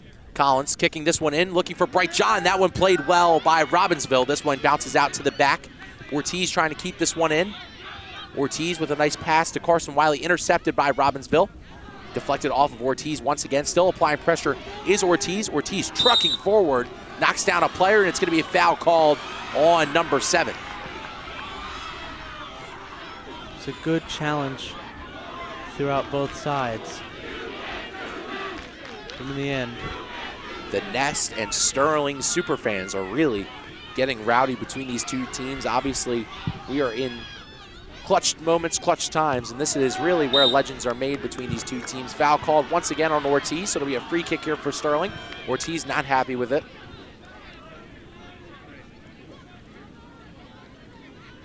So it'll be a free kick here for Robbinsville as the action stops for just a moment. It's going to be Nico Matthews. Again, the leopard print hair. Getting ready to send this one away here for the Ravens. Raises the right arm. Gets ready to boots it. Low sailing shot. Nicely played there by Ortiz. Weitzel and Shapiro battling, but this one gets hit back in by Schreier. Now bouncing in the middle, but well played there by Blanco. Settling it is Rosano, and he chips it up looking for Connor Maynard. Maynard trying to go down his high horses. Well played there by Brody Kaplan. Bright John gets a hit off his head. He falls. So now Robbinsville has it. Spinning, turning, firing, looking towards the back post. Nobody home. So now Collins kicks this one away. Well played off the foot of Nico Matthews and intercepted by Sterling. And now they're moving up with speed. Connor Maynard trying to be the first one to it. Trying to beat out a couple of Robbinsville players, but a great play there by Bairden. And both teams playing some stellar defense to start this first half, as there is a down player on the Robbinsville side of the ball. Take a look at this is to comment on how well the defense has been doing. Only a few minutes in, and it's been very back and forth, yet still very competitive on both defensive sides. Is the man down is Max Goldberg. Goldberg was the game-winning goal scorer for Robbinsville in their matchup against Del Rand. He's down, and subbed on now on the field, who already has a yellow card in this game, is Henry Honeywood. So he has to be careful and not get any more yellows. And then he would be out of this game, and Robbinsville will play the rest of the second half down a man. He and Leo Daniels are in the same boat for that side. And for Sterling's side, Rosano and Collins both in that same boat. It's going to be a very careful half between those two sides, at least for those couple of players. So Rosano backing up into the Superfans. Superfans definitely giving him room. Rosano tossing this one back in, played off the foot of Camardo, back to Blanco. Blanco getting pressured. This one gets back out to Wiley, looking for Blanco, intercepted by Robbinsville. That one goes out, so it'll be a throw in here for Rosano once again. This one played out to Blanco. Blanco loses it in his feet, but gets it back. Plays it back to the defender, Dean Collins. Collins getting pressured. Gets it back to Ortiz. Ortiz getting pressured as well. Getting it to Max Bleen. Max Bleen scanning, looking, firing, but doesn't get all the ball. Bright John trying to keep this one in, but that one goes out of bounds. It was a good attempt to try and keep it in, but just was not going to happen there. This one thrown in by Schreier. Played off the head of Lewis, and Blanco fires it up, looking for Connor Maynor in the midfield. Maynor getting back to the ball, kicking it back into the defense. Collins scanning, kicking, getting it to Camardo. Camardo plays it well on his foot. Camardo chipping this one ahead, looking for Ethan Weitzel. Played well once again by Robbinsville. Gets over the head of Jesus Blanco, now moving with pace is Pagani. Pagani looking to advance Chris Lewis, who's trying to get past Max Bleen. Bleen playing well, trying to keep that one in. Cannot. So now it's going to be Mitchell Shapiro, or no, excuse me, not Shapiro. It'll be Justin Schreier, the junior, in the back line to throw it in here for the Ravens. Shapiro, the attacker closest to him. Winds and fires, looking towards Lewis. Robbinsville scrambling, trying to get to the ball. Sterling trying to play. That one hit off the hand of Rosano, and it's going to be a penalty kick here for Robbinsville. If we take a look at this, it gets kicked as Rosano's going for it. 22 kicks it right into his hand. Pagani kicked it right into Rosano's hands. The senior kicked it into the senior's hands, and now a golden opportunity here for the Ravens. It's going to be Mitchell Shapiro. 49 points, 14 goals, 21 assists. Not the leading goal scorer or points, but leads the team in assists. Looking for one of the biggest shots of his career as a senior. The forward, looking to put his team up by 2 early in the second half, and a penalty shot here against the brick wall, Travis Schmidt. Whistle blows. And it's saved by Schmidt! Hit off the post, and Schmidt makes the collection, and I don't even think Shapiro could believe it. It probably should be 2-0 right now. What a blunder. My goodness. So now Weitzel advances Bright John. They're trying to turn the momentum. Sterling gets it taken away from him, though. Nice play there by Justin Schreier. I couldn't even believe that. I was ready to call that one in, but good luck there from Sterling, and that one hit off by Lewis. When we take a look at the replay here, the angle of Schmid goes a slow approach, right off the post, doesn't cross the line, goes right into the hands of Schmid. I think Schmid for a second was like, huh? And grabbed it. Incredible. Yeah, it's Travis Schmid. Man, he was lucky. This one deflecting to the far side. It's going to be a corner kick here for Robbinsville as we take another look. And I wouldn't even say saved by Schmid. That one really just hit off the post, but gifted to Schmid. Yeah. So it'll be Shapiro to now kick the corner kick here for Robbinsville. The Ravens looking for that second goal. Shapiro couldn't cash in on the penalty shot.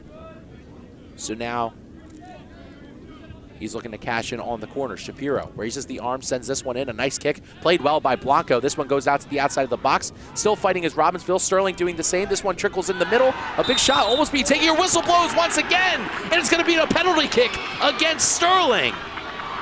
We take a look at what's granted them this one. Oh, it's from Ortiz. It's a bit of a tug. And it gets them another opportunity to right the wrong from only a few moments ago. Ortiz can't believe it.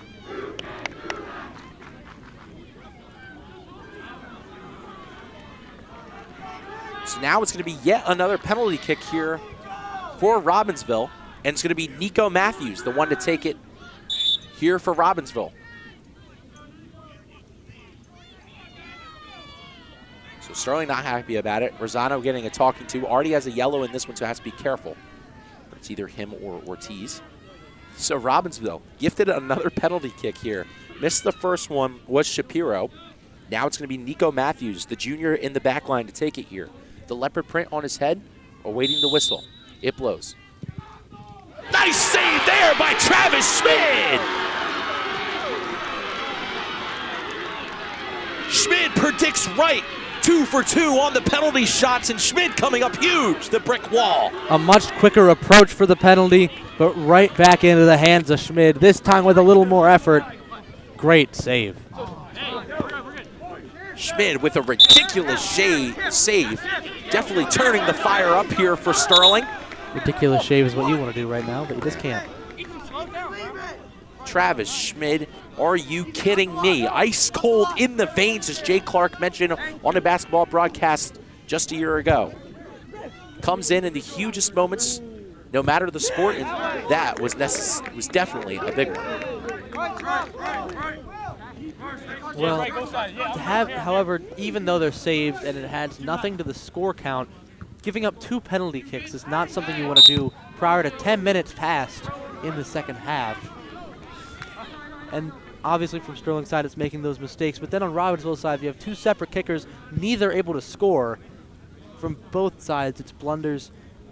One with a bit more of a positive outlook is, listen, you gave them up, but you saved them. And with you got those opportunities and you just couldn't let them happen, it's a rough start. So Schreier now to kick it here for the Ravens. Still looking for that second goal. 2 penalty kicks missed. Schreier with a nice ball, looking for just the edge of the box. Played well by Sterling once again. Rosano trying to kick that one out. That one deflecting off of Pagani, and it's going to be a throw in here for Rosano. So Schmid was amped up. That gave Sterling a big juice of energy, and Sterling bench alike. So that's something they definitely need, but definitely not late in the second half. We're still just within the first 10 minutes. All that action, again, just within the 10 minutes. And thank you all for tuning in here for the semifinal in the New Jersey State game. If you missed anything or you're just tuning in, this is what you guys missed. The second of 2 penalty kicks, Nico Matthews from the back line was going to take it, and Schmid predicted right, and he was right. So now Ortiz to send this one away. A nice ball, sails over a couple of Sterling players. Camardo gets it back on his foot. He gets tackled from behind. No whistle. Sterling superfans not happy with it. Blanco cutting back in, weaving his way, trying to take a shot. Nicely blocked there. Robbinsville still trying to fight, and Rosano is offsides. Well, if we take a look here at what's being complained about, Camardo gets a nice touch on the ball to try and advance, and he gets tripped up. Very little play on the ball, but nonetheless play on the ball, and no call. So Robbinsville is shouting that they have the good defense, and this one played now by Nico Matthews, and Rosano trying to chip this one forward. This one hits off the stomach of Ortiz, still fighting. A physical play, and he's going to get that all day. That was a play there against Chris Lewis. Ortiz getting barked at, and a yellow card is awarded to the senior captain. It's a 3rd yellow awarded, as this time it's another shove play while trying to get the ball. And he's going to be taken out for Reich. And from such a skilled player like Ortiz, much a more undisciplined play by him. And I actually don't know what I'm doing wrong.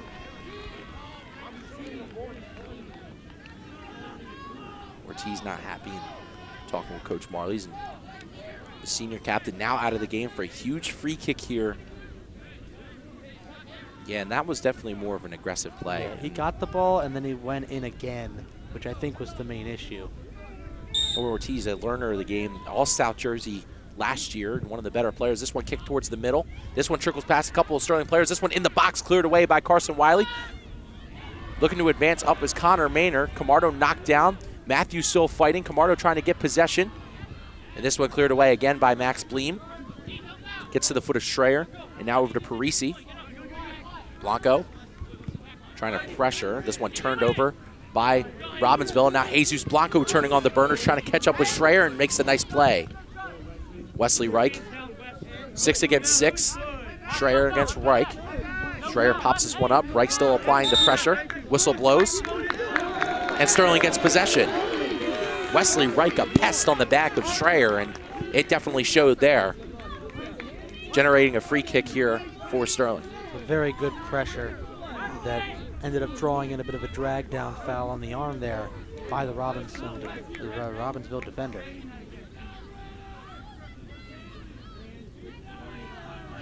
This is a classic Colonial Conference game from a lot of years before, as now Ethan Weitzel sends this one in. Well played by Robbinsville, and just a very physical game between these two teams, but obviously the stakes are high here in the New Jersey State semifinal.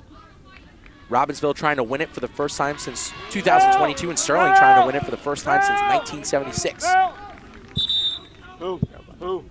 Definitely the most cards we've had in a game this season. 3 for Sterling, 2 for Robbinsville. So Weitzel gets subbed off. Ortiz jogging back on the field, now has a yellow. And him and Collins, both of the defenders, the best defenders for Sterling, now having yellow cards. They're going to have to play a more cautious game. So Blanco trying to move it past, gets it taken away, gets it back towards Carson Wiley. Wiley fighting off Lewis, and now kicks it back towards Bleem. Bleem has to turn.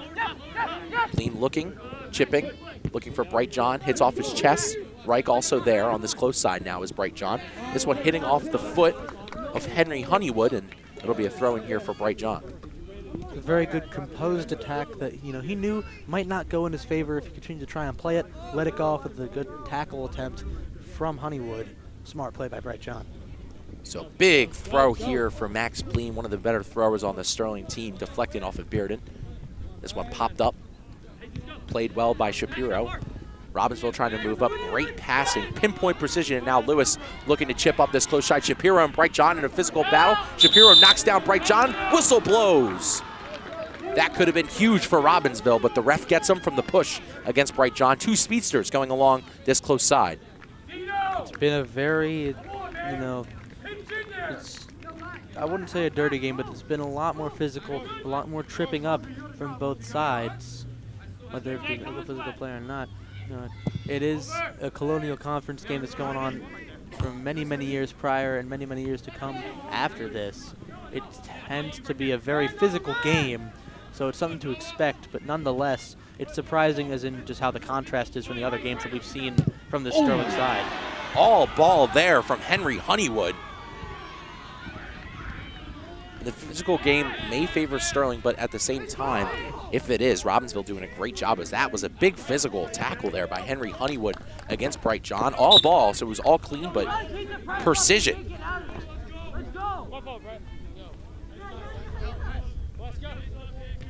But now, ever since this game has really turned physical, Sterling trying to get more in the offensive attack. They've gotten a little bit more flow because a lot of their players play a much more physical game. Now Connor Maynard trying to move up the field. This one hit out. Robbinsville isn't going to get there in time. That was Justin Schreier, so it'll be a throw in here for Carson Wiley. Wiley trying to advance up Wesley Reich. Played well by Schreier, and this one popped up by Honeywood. Sterling trying to get this ball back, but played well by Robbinsville. Ortiz trying to fight off the ball, and does. Bright John kicking this one up for Camardo. Camardo kicking this one forward. Played well by Schreier once again. This back line doing a great job of intercepting the passes. Great play there by Camardo. Camardo trying to chip up Connor Maynard. Maynard charging towards the net. Played well by Kaplan. It's a nice idea, but not enough execution as the pass just a little too far for Maynard to get to. It's a good play by Kaplan to just kind of roll it up right into his possession. So now on the far side, Rosano trying to get possession back for Sterling, and he does. This one hit off of a couple of Sterling players, but now falls back on the foot of Rosano, who turns it over. Wiley battling with Shapiro, but this one kicked back. Honeywood looking towards the far side. He does have an open Robbinsville player, and now taking it along the far side is Robbinsville, moving with such great pace. It's Leo Daniels. Daniels looking to cross, looking for Shapiro on the back post, but it's played first by Henry. This one kicked towards the middle, played well by Ortiz, and that would have been a big play. This one chips off of Honeywood, and now Camardo looking to change the tide, trying to chip up Connor Maynard. Wesley Reich also charging in. Double pressure coming out of the net is Kaplan, who makes the smart play. Take a look again as the play in the box. as they're playing towards the edge of the field. It's a cross in that doesn't get much of anywhere, and it leads to a counterattack. So now Bright John is going to be the one to toss it in here for Sterling. Winds and throws. A nice throw intercepted though by Shapiro, but it'll be another throw in for Bright John. John scanning the field, looking for his open options. John tossing it straight to where he tossed it before, looking for one of the two sophomores between Maynard and Reich. No push or no call on Wesley Reich, so it'll be a throw in here for Robbinsville. Coach Marley's not happy about it. This one tossed towards the middle, looking for Henry, but it's played well by Pleen, but he turns it over. And now Robbinsville trying to move back with some speed, played well by Max Pleen. Just back and forth between these two teams. Both teams looking to go on long runs, and here's a big one. Shapiro moving with a lot of speed, being approached by Ortiz and John behind him, trying to hawk him down. Well played by both defenders.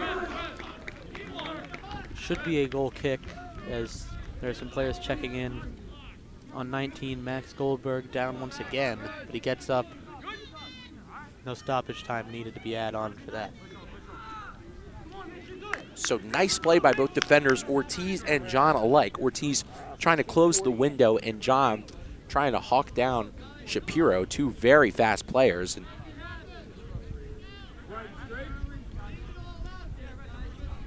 And right over the right shoulder, Mr. Eppright is the Haddon Heights coach, which was the winner of the Colonial Division, checking in on this Sterling game. Haddon Heights took the division very close with West Effort. Nevertheless, they were 7-1-2 in the division. West Effort was 7-3.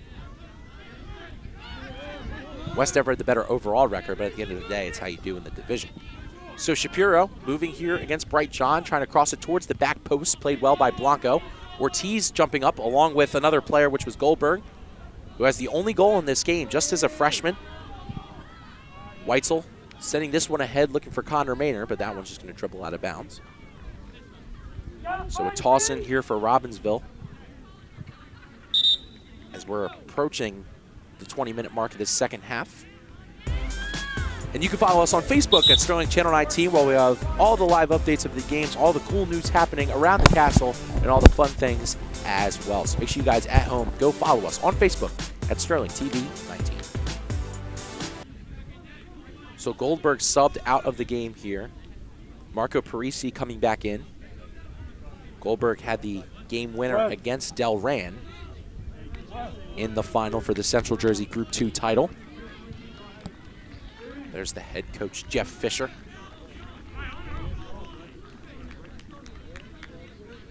And a substitution was also made for Sterling. Wesley Reich subbed out of this game for Quentin Rosano, who comes back in on the far side. You see him approach your screen there. And the nice pink cleats. So a toss-in coming in here for Robbinsville after Goldberg collapsed to the ground. Leo Daniels, who has a yellow in this game, tosses it in. Getting off of a Sterling player, now moving up is Shapiro, trying to cross it towards the middle. It's Lewis. Lewis charging in along with Schmid, and Schmid makes the collection. A dangerous play. Lewis beat Bright John, and now this one sent in for Anthony Ortiz as now we look at the replay. Good play by John at the end of it. Whistle blows. And it looks like a foul. It's a yellow against Ortiz, and Ortiz is out of this matchup. Anthony Ortiz is out of this matchup. One of the players wearing the captain's bands for this Sterling team. Sterling down one, and now they will be short. Down one as well in terms of players, and we're going to take another look at it.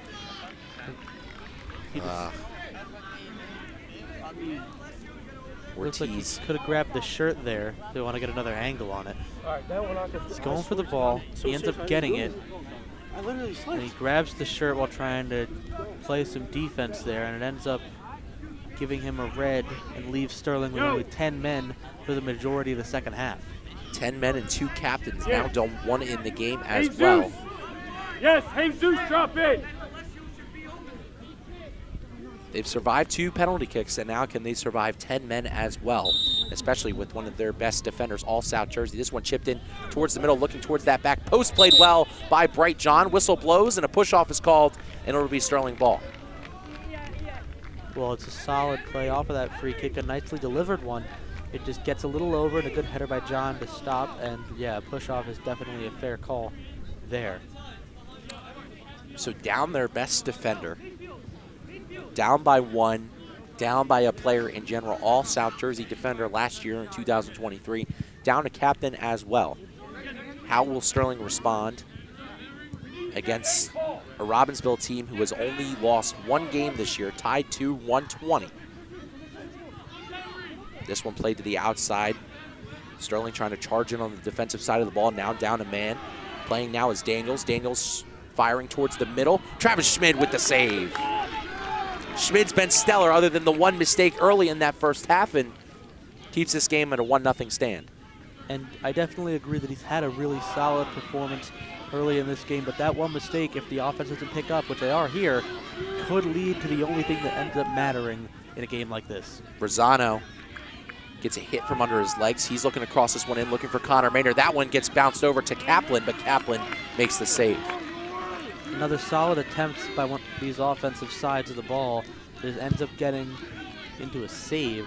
The gloves of Kaplan have been filled when the ball goes to the box. So just such a crazy amount of action here in the second half. 2 missed penalty kicks from Robbinsville. A red card handed out to, or excuse me, 2 yellows handed out to Ortiz, which meant a red, and we're still at a 1-0 game here as we are just unofficially approaching the halfway point of the second half. Sterling down 1-0 off of a goal from Noah Goldberg, the freshman getting his second of the season. Could be knocked out of this state tournament as they are in the semifinals here against Robbinsville. The winner of this matchup would go on to play either Harrison or Glen Rock. This one hit into the box.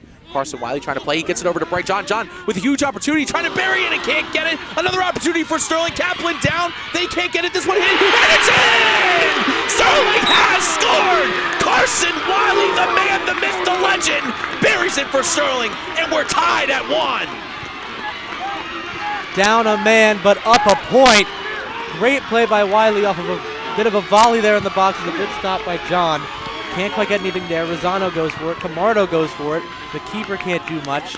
And Wiley blasted into the top right corner. Makes it 1-1. The super fans going wild. Carson Wiley, the sophomore, buries it for the Knights. What a moment as he gets his 3rd of the season, his 8th point. Unbelievable scenes here at the Castle. Sterling has tied it at 1 here against Robbinsville. Down a man. What a moment. I thought that was all a Bright John goal, but it just wasn't quite there. Just ended up being Wiley. Absolute chaos. Carson Wiley, one of the biggest moments of his early soccer career, just a sophomore. Crowds the super fans, and Sterling knotting this game up at 1 here, just a little bit over the halfway point unofficially of this second half. Can't believe that moment. But now Sterling needing to play some solid defense once again, as again they are down 1 man, and the man is Anthony Ortiz as well.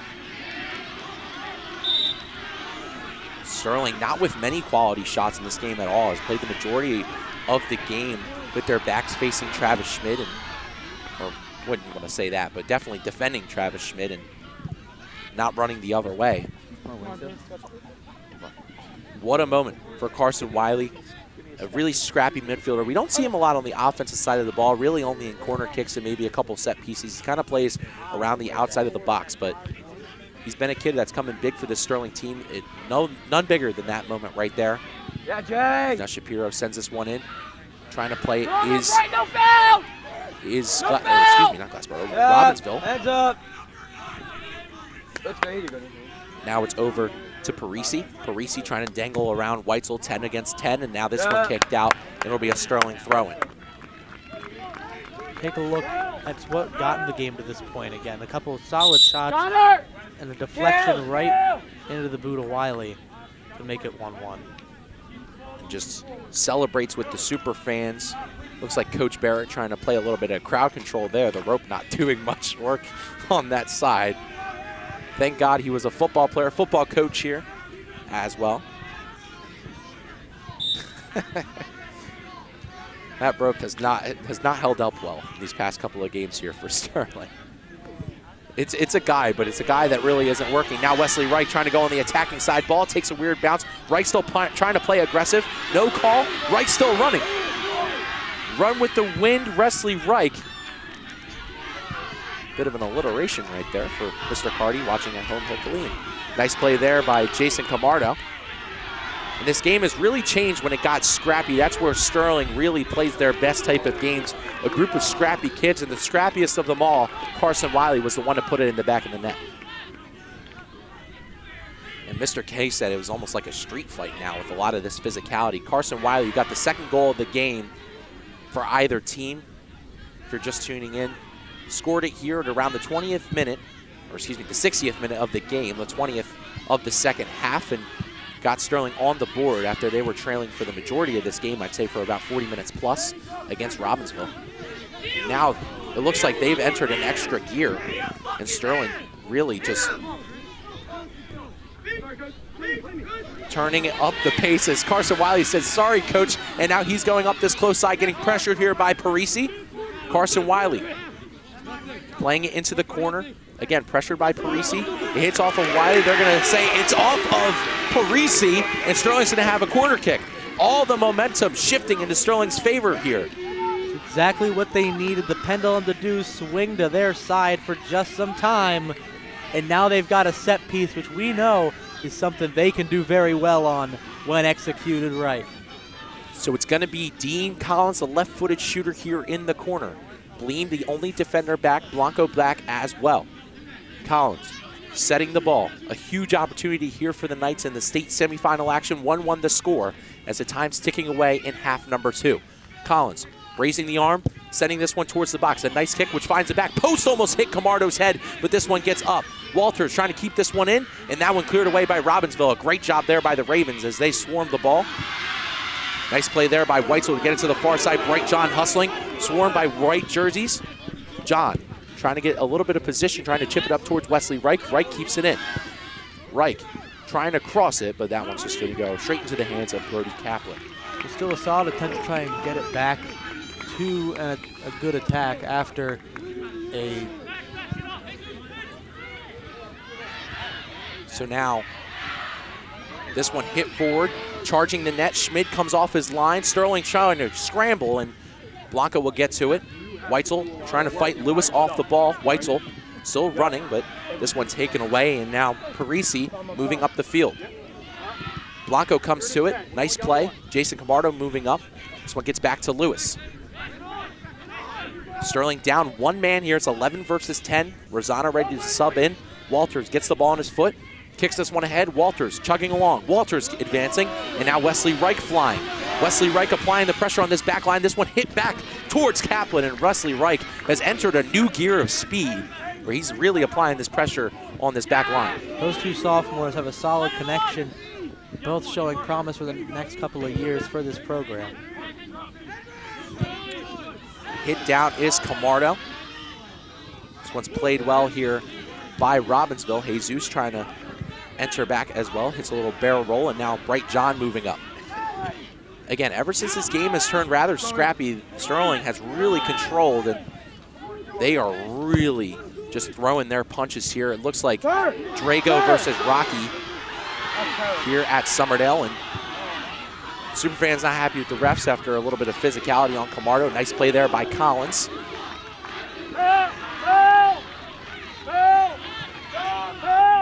Subs coming on the field, but they didn't see it.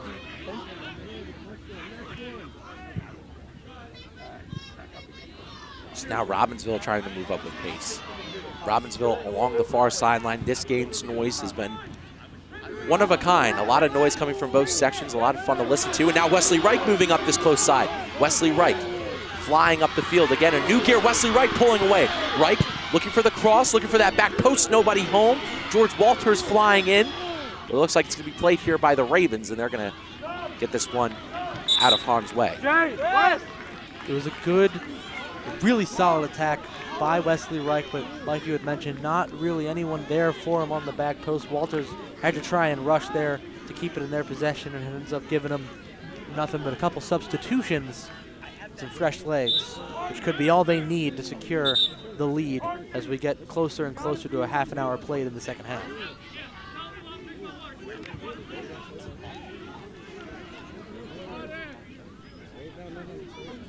Not a player down. Looks like it's Lucas Messenger. Carson Wiley over here to get water as well. Looks like Chris Lewis will be subbed right back in this game here for Robbinsville. Someone who just got subbed out probably just a few seconds ago as Messenger walks off the field and Lewis is back in. So just to recap, Robbinsville scored the first goal in this game here. Noah Goldberg put them on the board early in this first half. Then after 2 missed penalty kicks by Robbinsville, this insane occasion happened for Sterling. Hit off the post for Bright John, bounced around, and Carson Wiley put it home.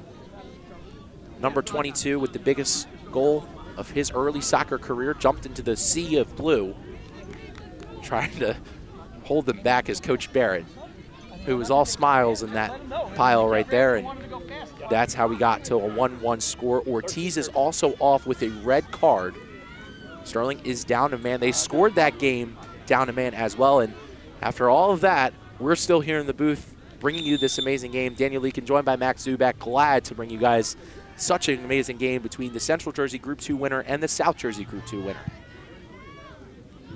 The winner will go to the state finals.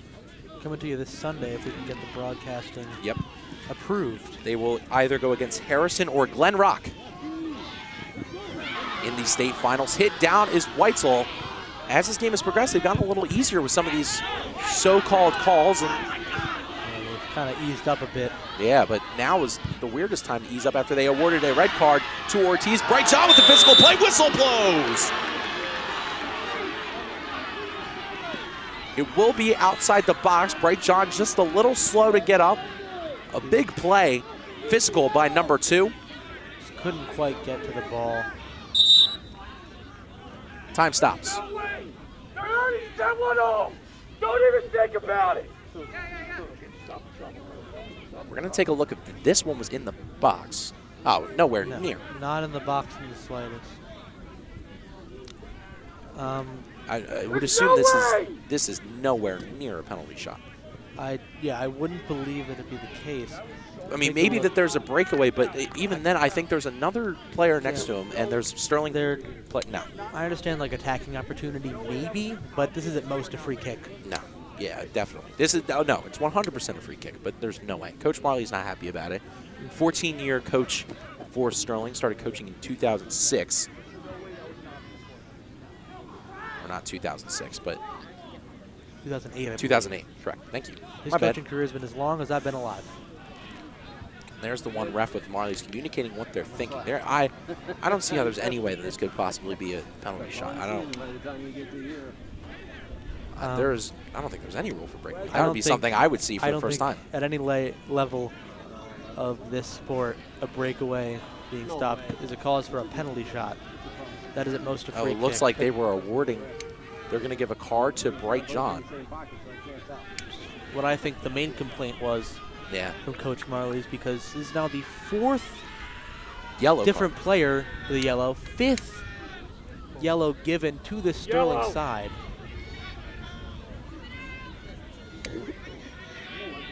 Oh, it's a red. It's a red card. I'm not so sure that the severity of the call. So Coach Marley's is going to go talk it over with the ref. Sterling now playing with 9 in this one. Sterling superfan's not happy about it. Bright John not happy about it. I don't know if that's a red. So Coach Marley's not happy about it. Livid. So both of his best defenders now out of the game. Bright John, Anthony Ortiz have been out. 2 reds have been awarded. 4 yellow in separate player, or not yellows, but 4 different cards in separate players in total. Marley's not happy.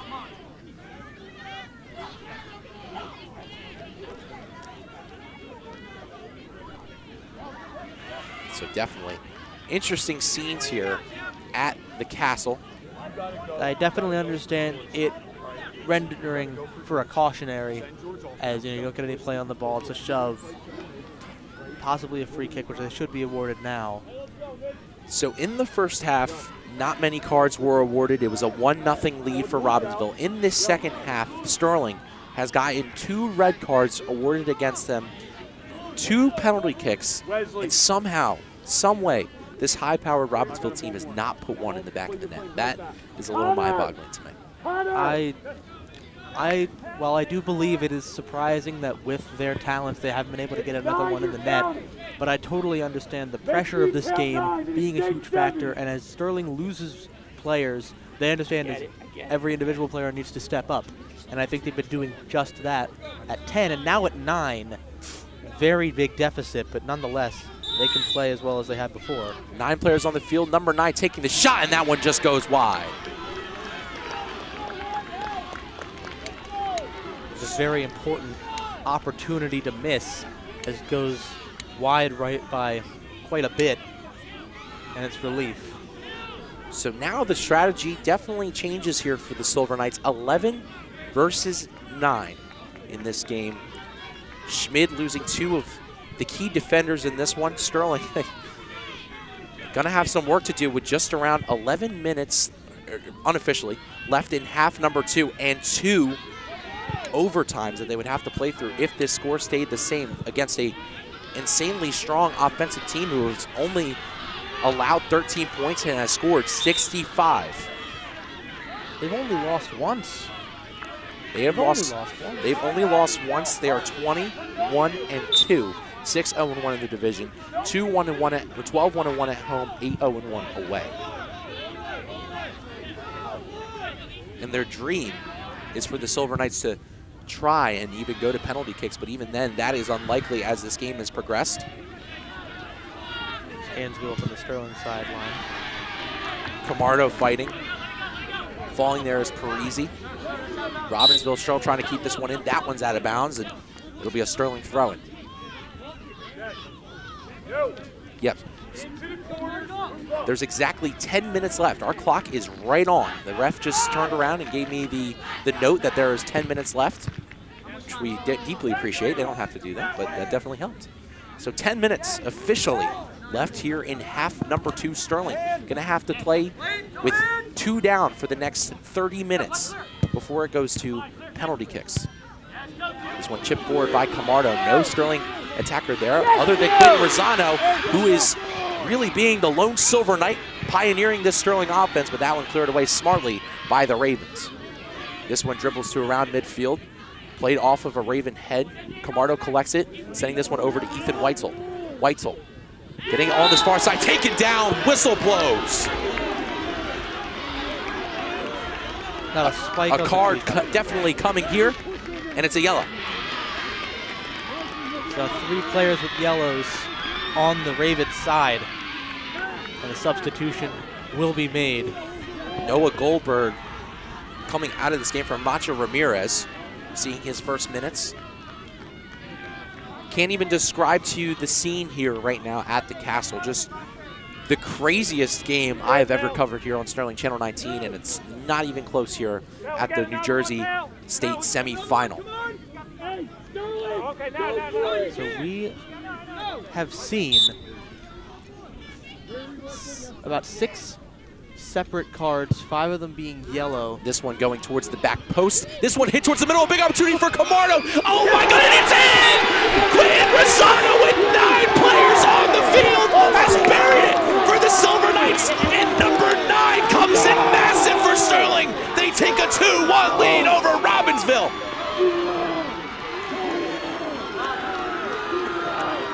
Electric. As we take a look at the replay here, Quentin Rosano has scored it for Sterling. And let's take a listen to this crowd. Well, if you take a look here, buries it into the bottom right corner. I was going to mention the amount of cards, but what only matters is the amount of goals on the scoreboard in Sterling's favor. They're up 2-1 after Camardo with a nice attempt. Bounces right into the right foot of Rosano. Incredible to put them up 2-1, but Marley's making a great point here that even though you're up, you need to play incredibly strong defense to keep this lead and escape with a 9-men only on the pitch victory. The scene here, crazy. Quentin Rosano, ice cold. But now Sterling needs to play some defense with 9 guys on the field, less than 10 minutes officially to play. Shapiro dangling through, well played by Wiley, sent the other way by Collins. It's going to be a game of clearing the ball away for the next 10 minutes. 2 men down here for the Knights. They scored that one.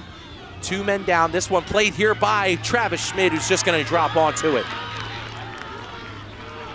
Going to take some time. That's a nice serve up, headed by Bleem. A good attempt, but it just kind of bounces right to Schmidt, and it takes some time off the clock.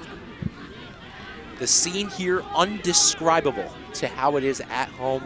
The super fans were jumping. The bench was jumping. 9 players down after 2 of the best players on the Sterling team got respective red cards, Brightjohn, Anthony Ortiz. Sterling trying to stop this Robbinsville team that has only lost 1 game throughout the year, beat Delran in the finals. And the Sterling team that is 12-5-5, trying to put an end to this Ravens run and advance to the state finals. Would be an incredible feat to reach that game for the Silver Knights. So this one played well by Jesus Blanco. This one's going to dribble out. Robbinsville trying to play it. Rosano tried to be aggressive, but this one dribbles past him. This one set inside the box just over the head of Max Goldberg. If you take a look, it's a really good pass from across the box. It just goes a little bit behind him. That's vital. It's a vital miss that you cannot be letting happen this late.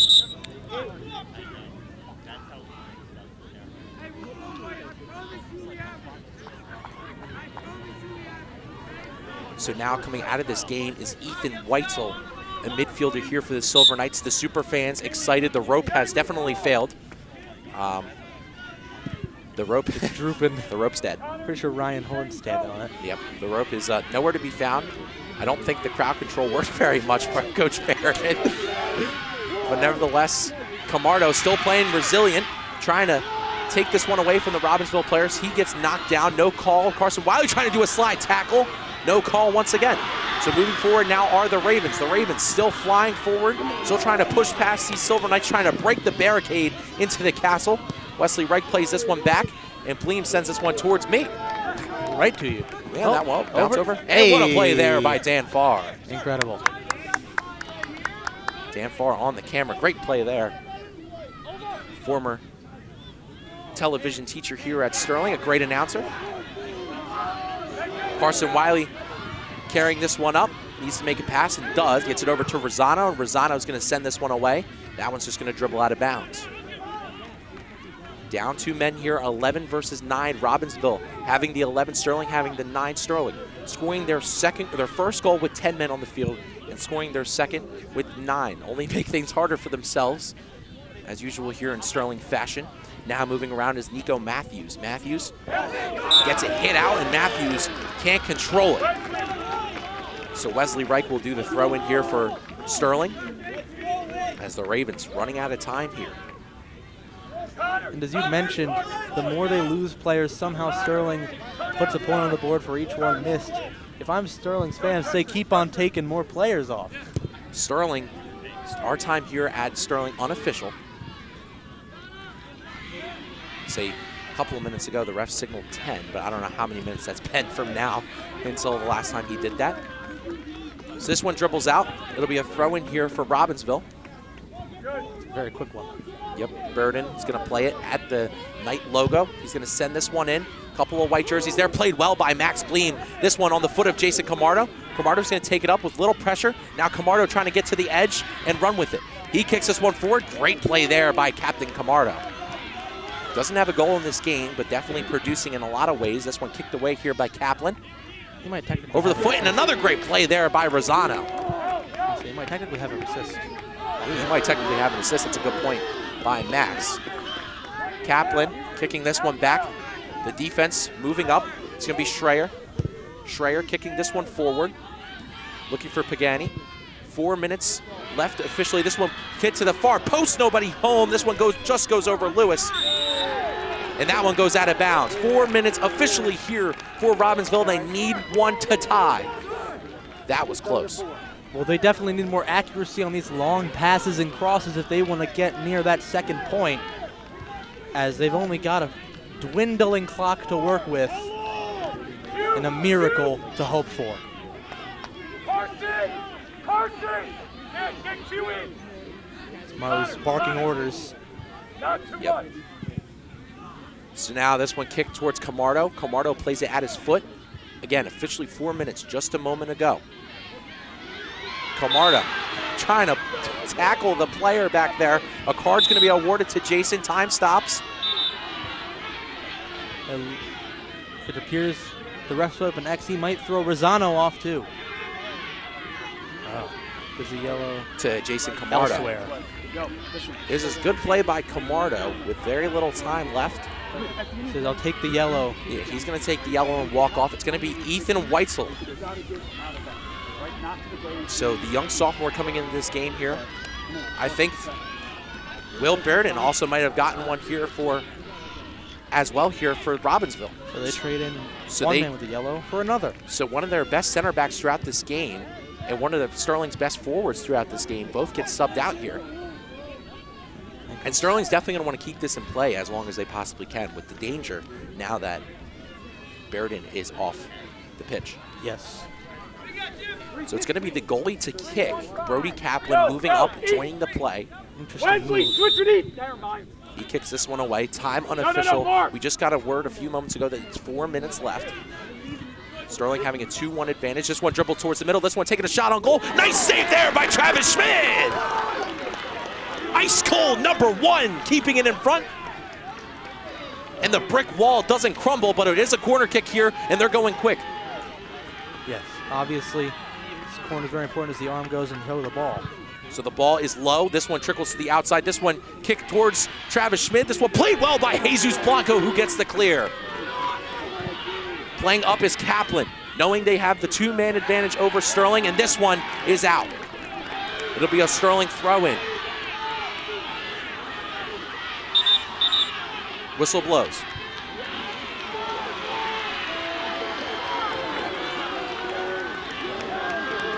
Talking to here to the goalie, Brody Kaplan, getting talked to by the ref. A card is going to be awarded to Kaplan. It's going to be a yellow. Now the 6th player with the yellow on this Ravens side. So coming in this game is the junior Alex Rusk, and the goalie has to come out. Huge. It's Alex Rusk, who is the backup goalie here for the Ravens. I can't even describe to you the scenes that are happening here, ladies and gentlemen. This keeper's a captain off as well. I'm unsure as to how that ended up happening. Yeah, Bearden and now Brody Kaplan out of this game here for the Ravens. Also out of this game for Sterling is Anthony Ortiz and Bright John. This has been the craziest soccer game I think I've ever watched. This is hyperventilation series. Yeah. So 2 down here for the Knights. Captain Camardo just subbed back on for Quentin Rosano. This one played well there by Connor Mayer, but gets to the foot of Pagani. Pagani sending this one in for Travis Schmidt, who makes the catch. Schmidt's going to hold it. Getting talked to by Collins. Sterling up by 1, down 2 men. 6 seconds. This one kicked away by Schmidt. Gets to center. Camardo chasing.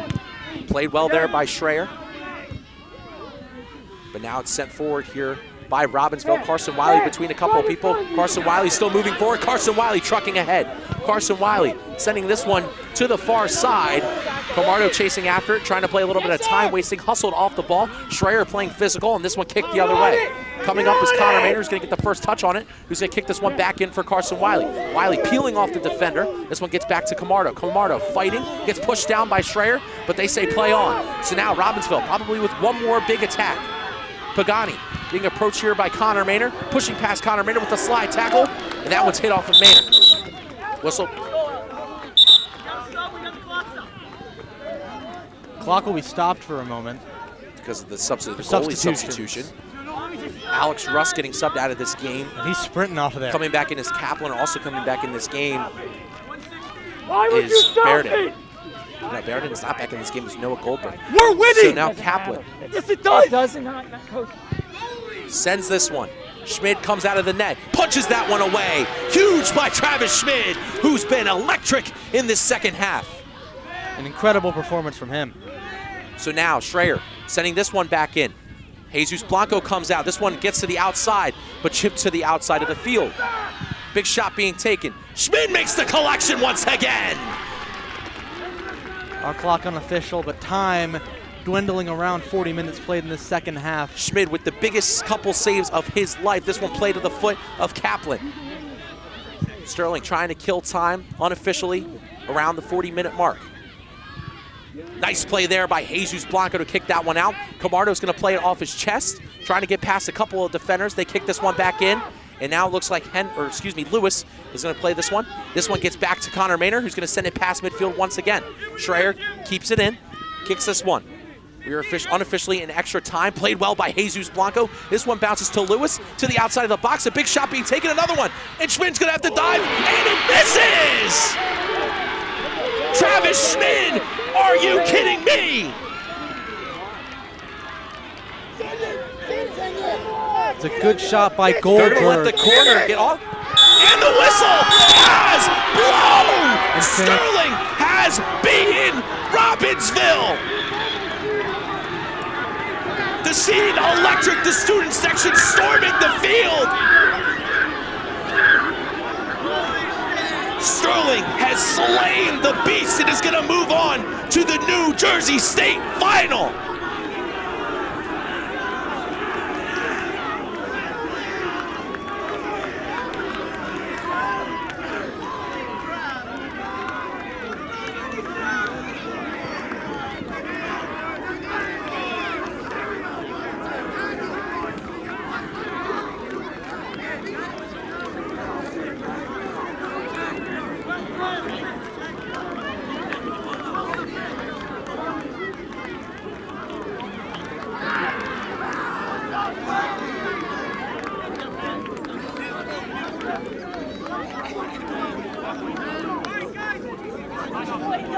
Robbinsville defeated 21-2, 6-0-1 in the division. Sterling, the major underdog coming into this one, 12-5-5, has now advanced to the state final and is looking for their first state title since 1976. The scene here electric. Quentin Rosano with the game-winning goal. Carson Wiley to tie it up. So many big plays from so many different people. And this Sterling team, through it all, has defined the odds and now is looking They drove 2 hours for what? Their first state title. This Robbinsville team was destined for the state. They were a team so high-powered in so many different facets, but once this game turned physical, Sterling found an extra gear in that second half, and Coach Marley's and his team advanced to the state finals. I mean, incredible scenes here. A team that definitely had the potential to win yet another state title in Robbinsville falls short in an incredibly physical, incredibly competitive bout between two superpowers. It's a great game to be able to witness in person, let alone be able to call over the air for. Incredible. Schmid with his biggest game of his life. Carson Wiley with the biggest goal of his young career, and Quentin Rosano, a senior number 9, who appeared a couple times on the stat sheet this year, but a lot of assists. A senior who's only scored once this year, came with the biggest goal of his life, getting his second goal of the year, his 9th point, and getting Sterling over the hump 2-1. Travis Schmid, the brick wall, really coined that name today. And Sterling has stabbed the Raven, and now we'll move on to the state final, where they will either go against Harrison or Glen Rock this Sunday. And a team, Max, we covered throughout the year so many times. We covered their senior night against Triton, where they tied, and a team that when they went out of division had such a tough time, really did a good job inside of division, and has played a Robbinsville team that has only lost once this year and won. Very incredible, as there were technically 2 red cards given out. Yeah, there were throughout 2 the red game. cards given. They should still be eligible to play past this point, as we see one of those recipients discussing as to how that happened. Right, John. So you can't even make up the scenes here. We're going to take a look at the goal here from, I think we're going to do the Quentin Rosano one. The one that won it will be. This one won the game for the Silver Knights just past the 30th minute. Ice cold number 9. And that's going to take us to a post-game social. I'll be right back with a couple of the players right after this short break.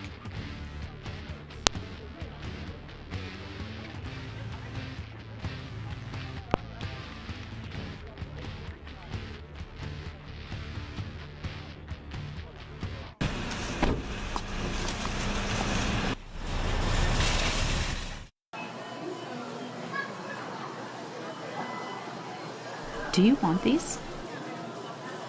You definitely want these, right? I really think you want these cookies. No, I don't. Yes, you do. No, I don't.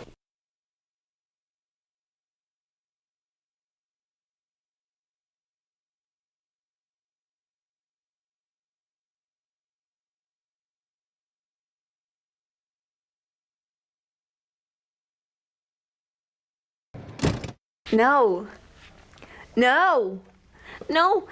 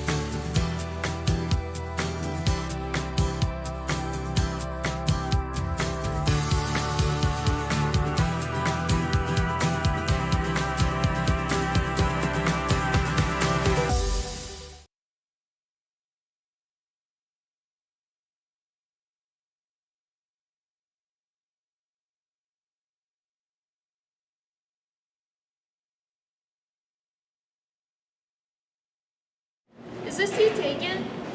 Yes, it is. Well, what about this one? This one's taken too. What about this one? They're all taken. Well, where am I supposed to sit? Not with us. Go sit over there.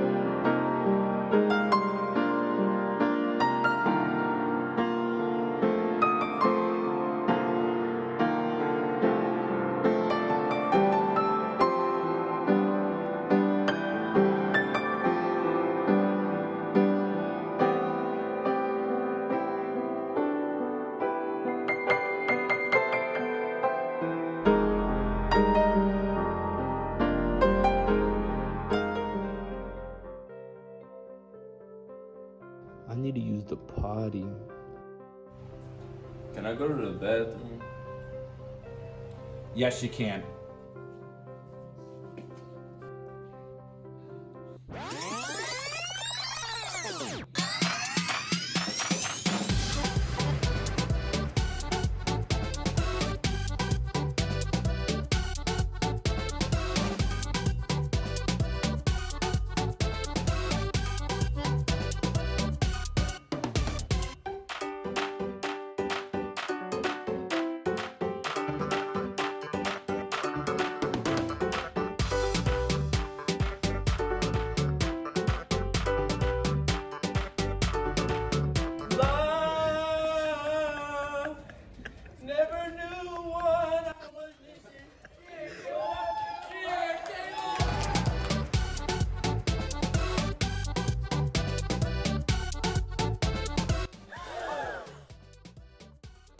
I wasn't even gone for that long.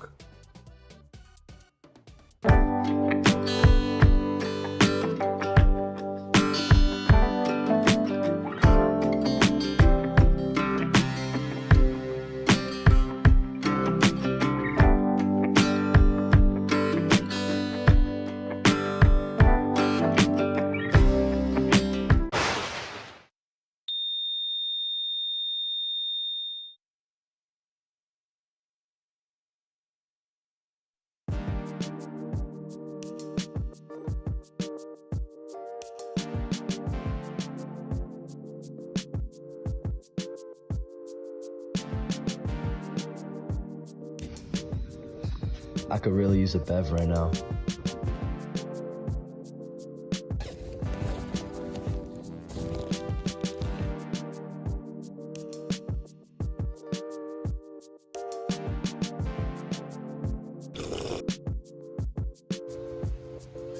Braden, how many times I tell you not to bring drinks in the classroom, just water?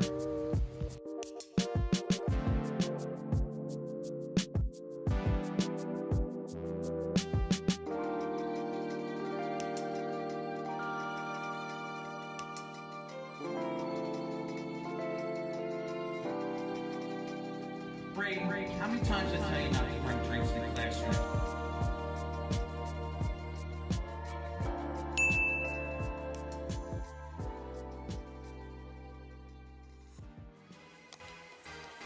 Did you see Johnny's shorts on Thursday? Oh my god, I know, it was disgusting. Wait, guys, what cup are you on, Riley?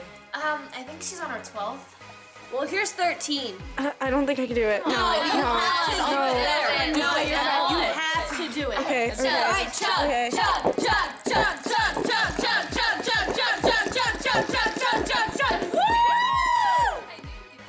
Guys, I don't feel so good. You're fine. I don't feel so good. Normal. Is she okay? What are we gonna do now? We need to call for help. No, we're gonna get in trouble. We can't do that. Dude, you trying to win some big money tonight? Yeah, they don't call me Johnny Wiggles for nothing. Man, you better not sell me. I had a bad couple of weeks, but I need this money. Let's go win. Have you ever been here before? Yeah, I have. Dude, this looks amazing. Yes, it does.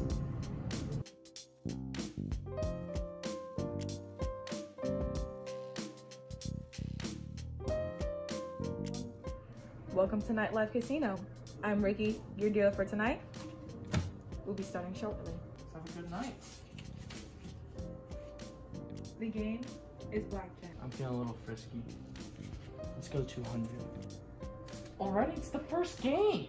Nah, I'm playing it safe. Round 1 is over. Sir, we've tied. Sir, you've lost. The next round will start in 10 seconds. Man. Told you not to go all in. What are you doing? I'm doing what's right. I'm going all in. You're nuts. That's all your allowance. That's all your money. You're gonna go bankrupt. Man, I know.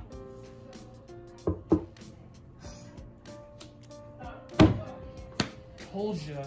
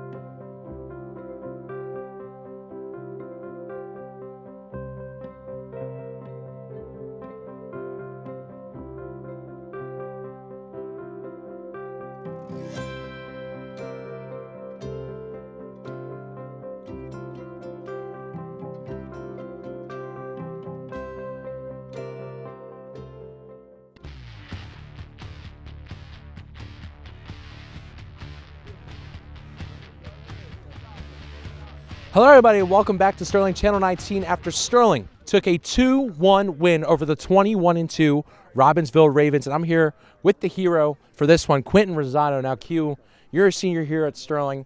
We already talked about cementing yourself in history here at Sterling, but you really just doubled down on it today. How are you feeling? I feel great. You know, last home game felt great. I'll never play on this field again, so that was something special and always to remember.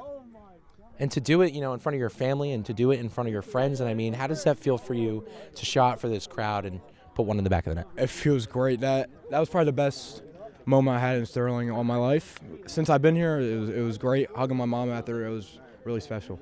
And what are the thoughts going through your head right now, just about how you're feeling, just about, you know, the emotions, just about next game? I mean, how are you feeling, Q? I'm feeling crazy, but happy that we got it done. But we got one more, so job's not finished. And I mean, taking a look back at like this summer, or even like, you know, that rough stretch throughout the season where you guys faced a couple out of conference teams, did you see yourself in this position? I did. I saw end of last year. I knew we were going to be here. I called it.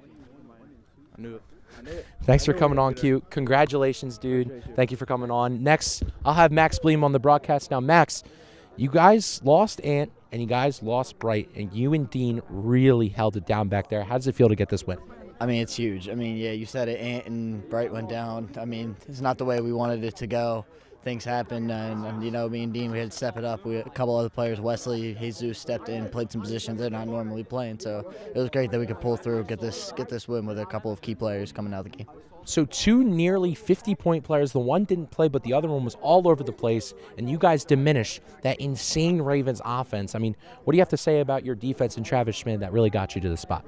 I mean, it's what we've been doing all year. I mean, besides the 2 PKs and their 1 goal, they didn't really have any opportunities. And, you know, Trav, we got the best keeper in the state. So it's incredible having a kid like that behind us, being able to save those 2 PKs and be able to make a bunch of incredible saves to end the game. It feels amazing to have that level of comfort and support behind me. Coach Marley's has been a coach here for nearly 14 years now, and this is a team that has almost gotten to the promised land. I mean, you guys have gotten so far, 1 more game left, but what do you have to say about his coaching and just this team altogether that has really taken this program from one step to the other? I mean, this is my 3rd year under Marley's, working in his system, playing every different formation and any different position. And the guy knows what he's talking about. He constantly finds a way to get our offense moving, our defense moving. And when we have key players like Ant and Bright go down, he figures out new formations and different players to get in the game. He does a really good job at getting our offense going, getting our defense going, and you know, keeping up, fixing the game, and making sure everything goes as planned. Thank you for coming on, Max. Congratulations. Go have celebrate and go have fun.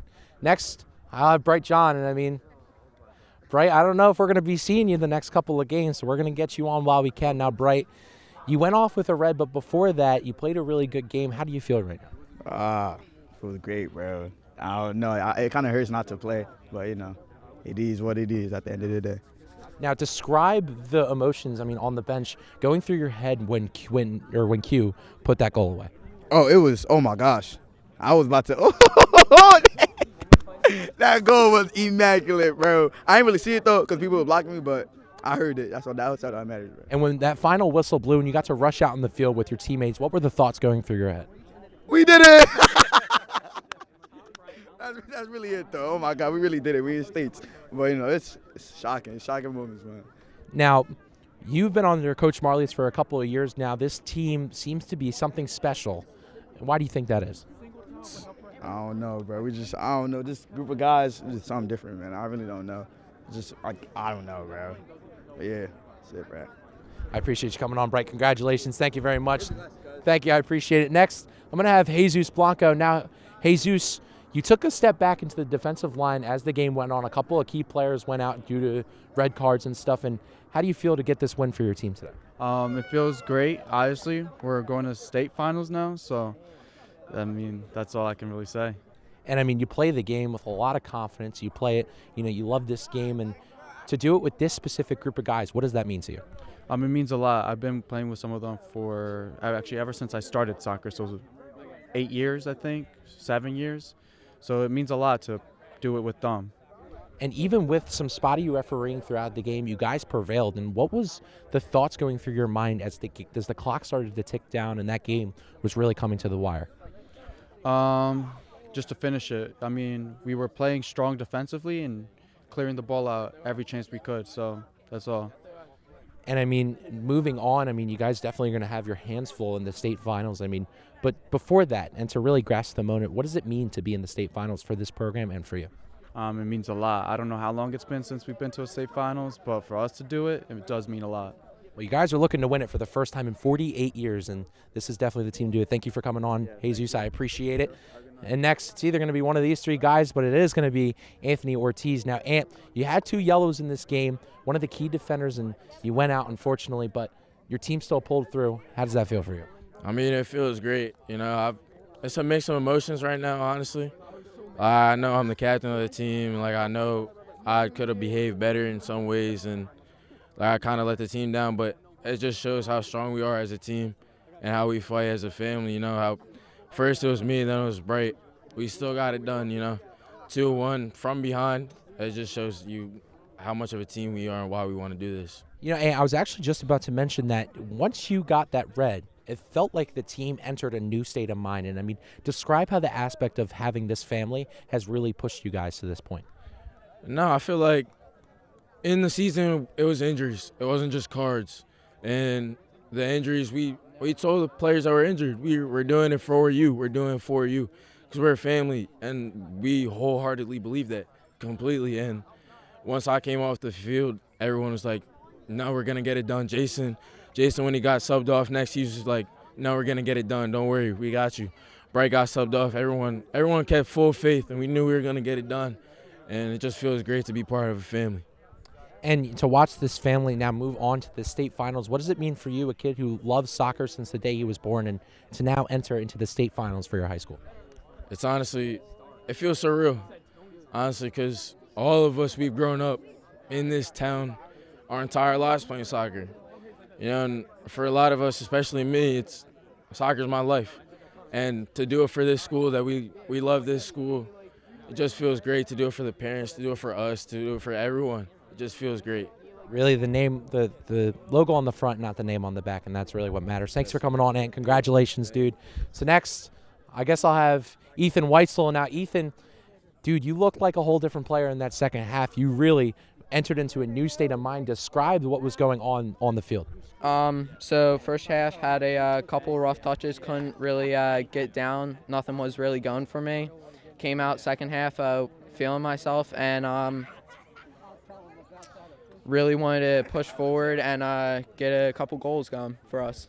So a couple of the seniors got subbed off, Bright John and Anthony Ortiz. And does that help you in any way enter a new state where you can really, play a little bit better and rally behind your guys? I try to really lock in and help my boys push through this. It's a hard time, We lost starting center back and right back, and wanted us to just lock in.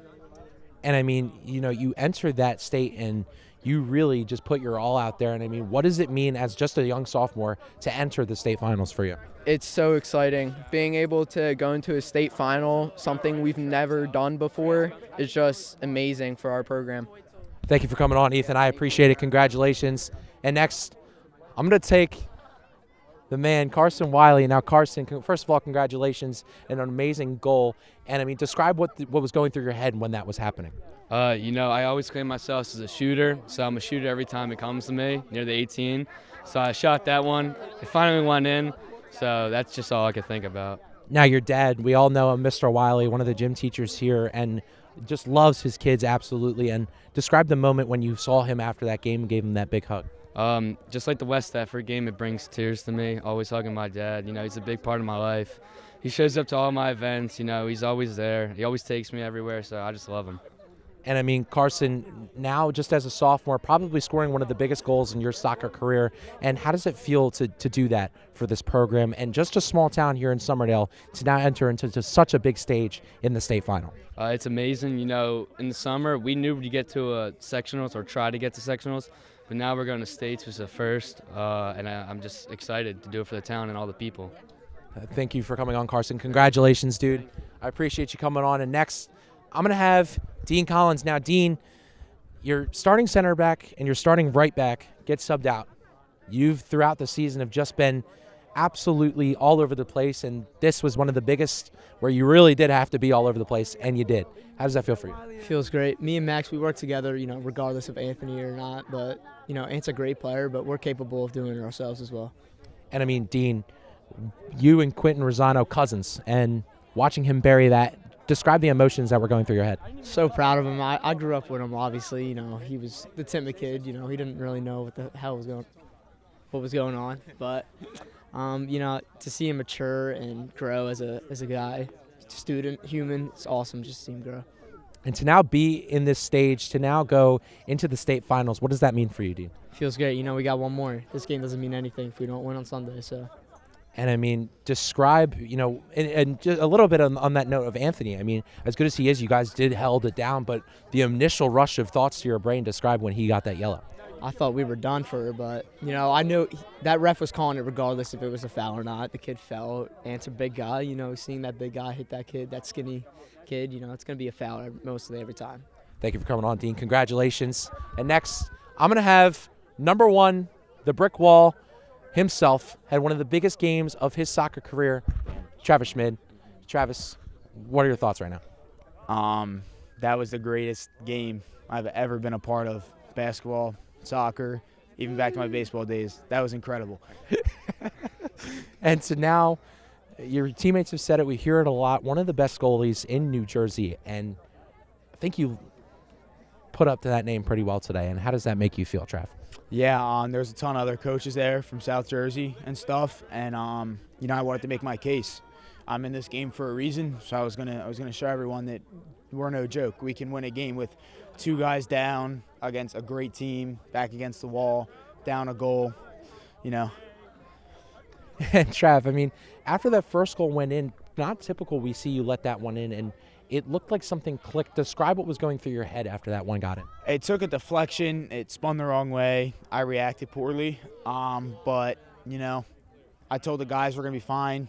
We're winning this game. We match up with anybody, and it just flipped the switch like right there. I didn't need anything. I just sat. I watched the celebration, and I knew that I was going to stand on everything I said and just make it true how good I am. And even as a goalie, you looked absolutely exhilarated. You really brought life into the Sterling team after that second penalty shot save. And I mean, when you're going into those penalty shots, what is going through your mind?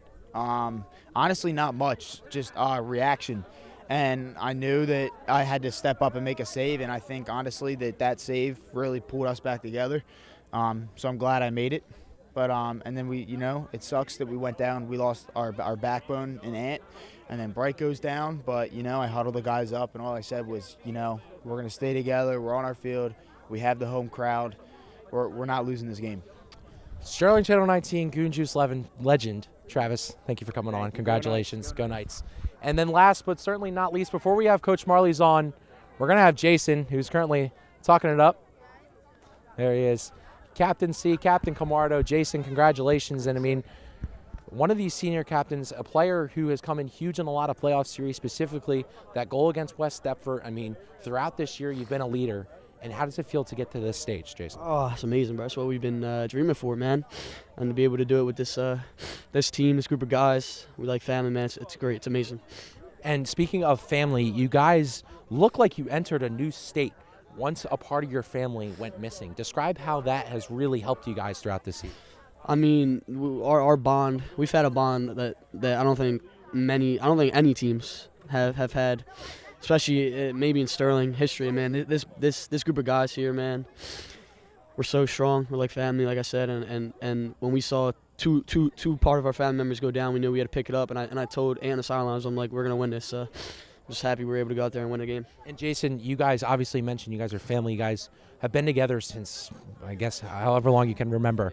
Watching one of your best friends, Quentin, put that ball in the back of the net right next to him. I guess you could say you assisted on that play too. And I mean, how's that feel for you? Oh, that was amazing to see him scoring, man. He deserves it. He was there, right time, right moment, and he buried it. He put it in the back of the net and scored. So I'm so thankful he scored, and so glad we won that game there. Captain Camardo, one left. Wish you the best of luck, sir. Yes, sir. Thank you for coming on. Next, we're gonna have Marley's, who's quickly talking to some of the family. Marley's, I'm going to have you come stand to my left, and I don't even want to ask a question, just this one specifically. How do you feel? Feel great. Really happy for the boys. It was a resilient effort, as everybody I'm sure noted. I'm not surprised. I'm really not surprised. That's the character of the boys who we have in this program. I was just about to mention that. Marley's, describe the family that you guys have built in this program. Yeah, it's all about culture. We've been building it for 17 years. And, we put family on the shirts, and it's like, it's not a gimmick, play for each other. They play for the school, So this was our last home game no matter what, and they weren't going to go out without playing their hardest. A 2 to 3 year player like Quentin Rosano, putting that ball in the back of the net, a kid who's definitely cocky, probably gives you a little bit of a headache sometimes. How did it feel watching him on the sidelines get that goal? You're not going to believe this, but I had a gut feeling that Q was going to score today. And Q was a striker last year. He had some ups and downs. He started the year as a striker this year. He wasn't fine in the back of the net. We moved his position multiple times this year to try to get the best out of him. And, I think he's found his home out in the flank, and he's, step up in that moment. Again, it just speaks to a kid who's played a lot of soccer in his life and is capable of doing great things. And the moment came to him, and he made the most of it. It was awesome. And as a coach, describe the feeling entering the state final. It definitely hasn't hit me, It really hasn't. I don't want to downplay it. I'm obviously going to be excited. I'm worried about being down bright for that game, you know, the coach type stuff. But I'm just proud and happy, you know. Now, Marlies, you guys definitely the underdog in this game. This team lost 1 game throughout the year, tied 2, and won 20. How do you approach a team as underdog as this one going into a game like this? You know, we scouted them, and we had a game plan that we thought we matched up well and played to our strengths. And, you know, so, you know, we had a lot of respect for them. You know, watching them on tape all weekend and obviously seeing the caliber of players they had, you know, I'd be lying to you if I didn't think we were underdogs going in, but you know, we knew we had a fighting chance, especially with the character of these boys. So, Marlies, congratulations! Thank you for coming on. Best of luck. So after all that, we are now here on the grass, and I mean Sterling taking a 2-1 win over the Robbinsville Ravens, and I mean after all of that action, 2 red cards, Quentin Rosano got the game-winning goal, and Sterling is going to move on to the New Jersey State Finals. Wow. So I'm Daniel Leakin, and I'm going to say so long. Everyone have an amazing night, and as always, go Knights.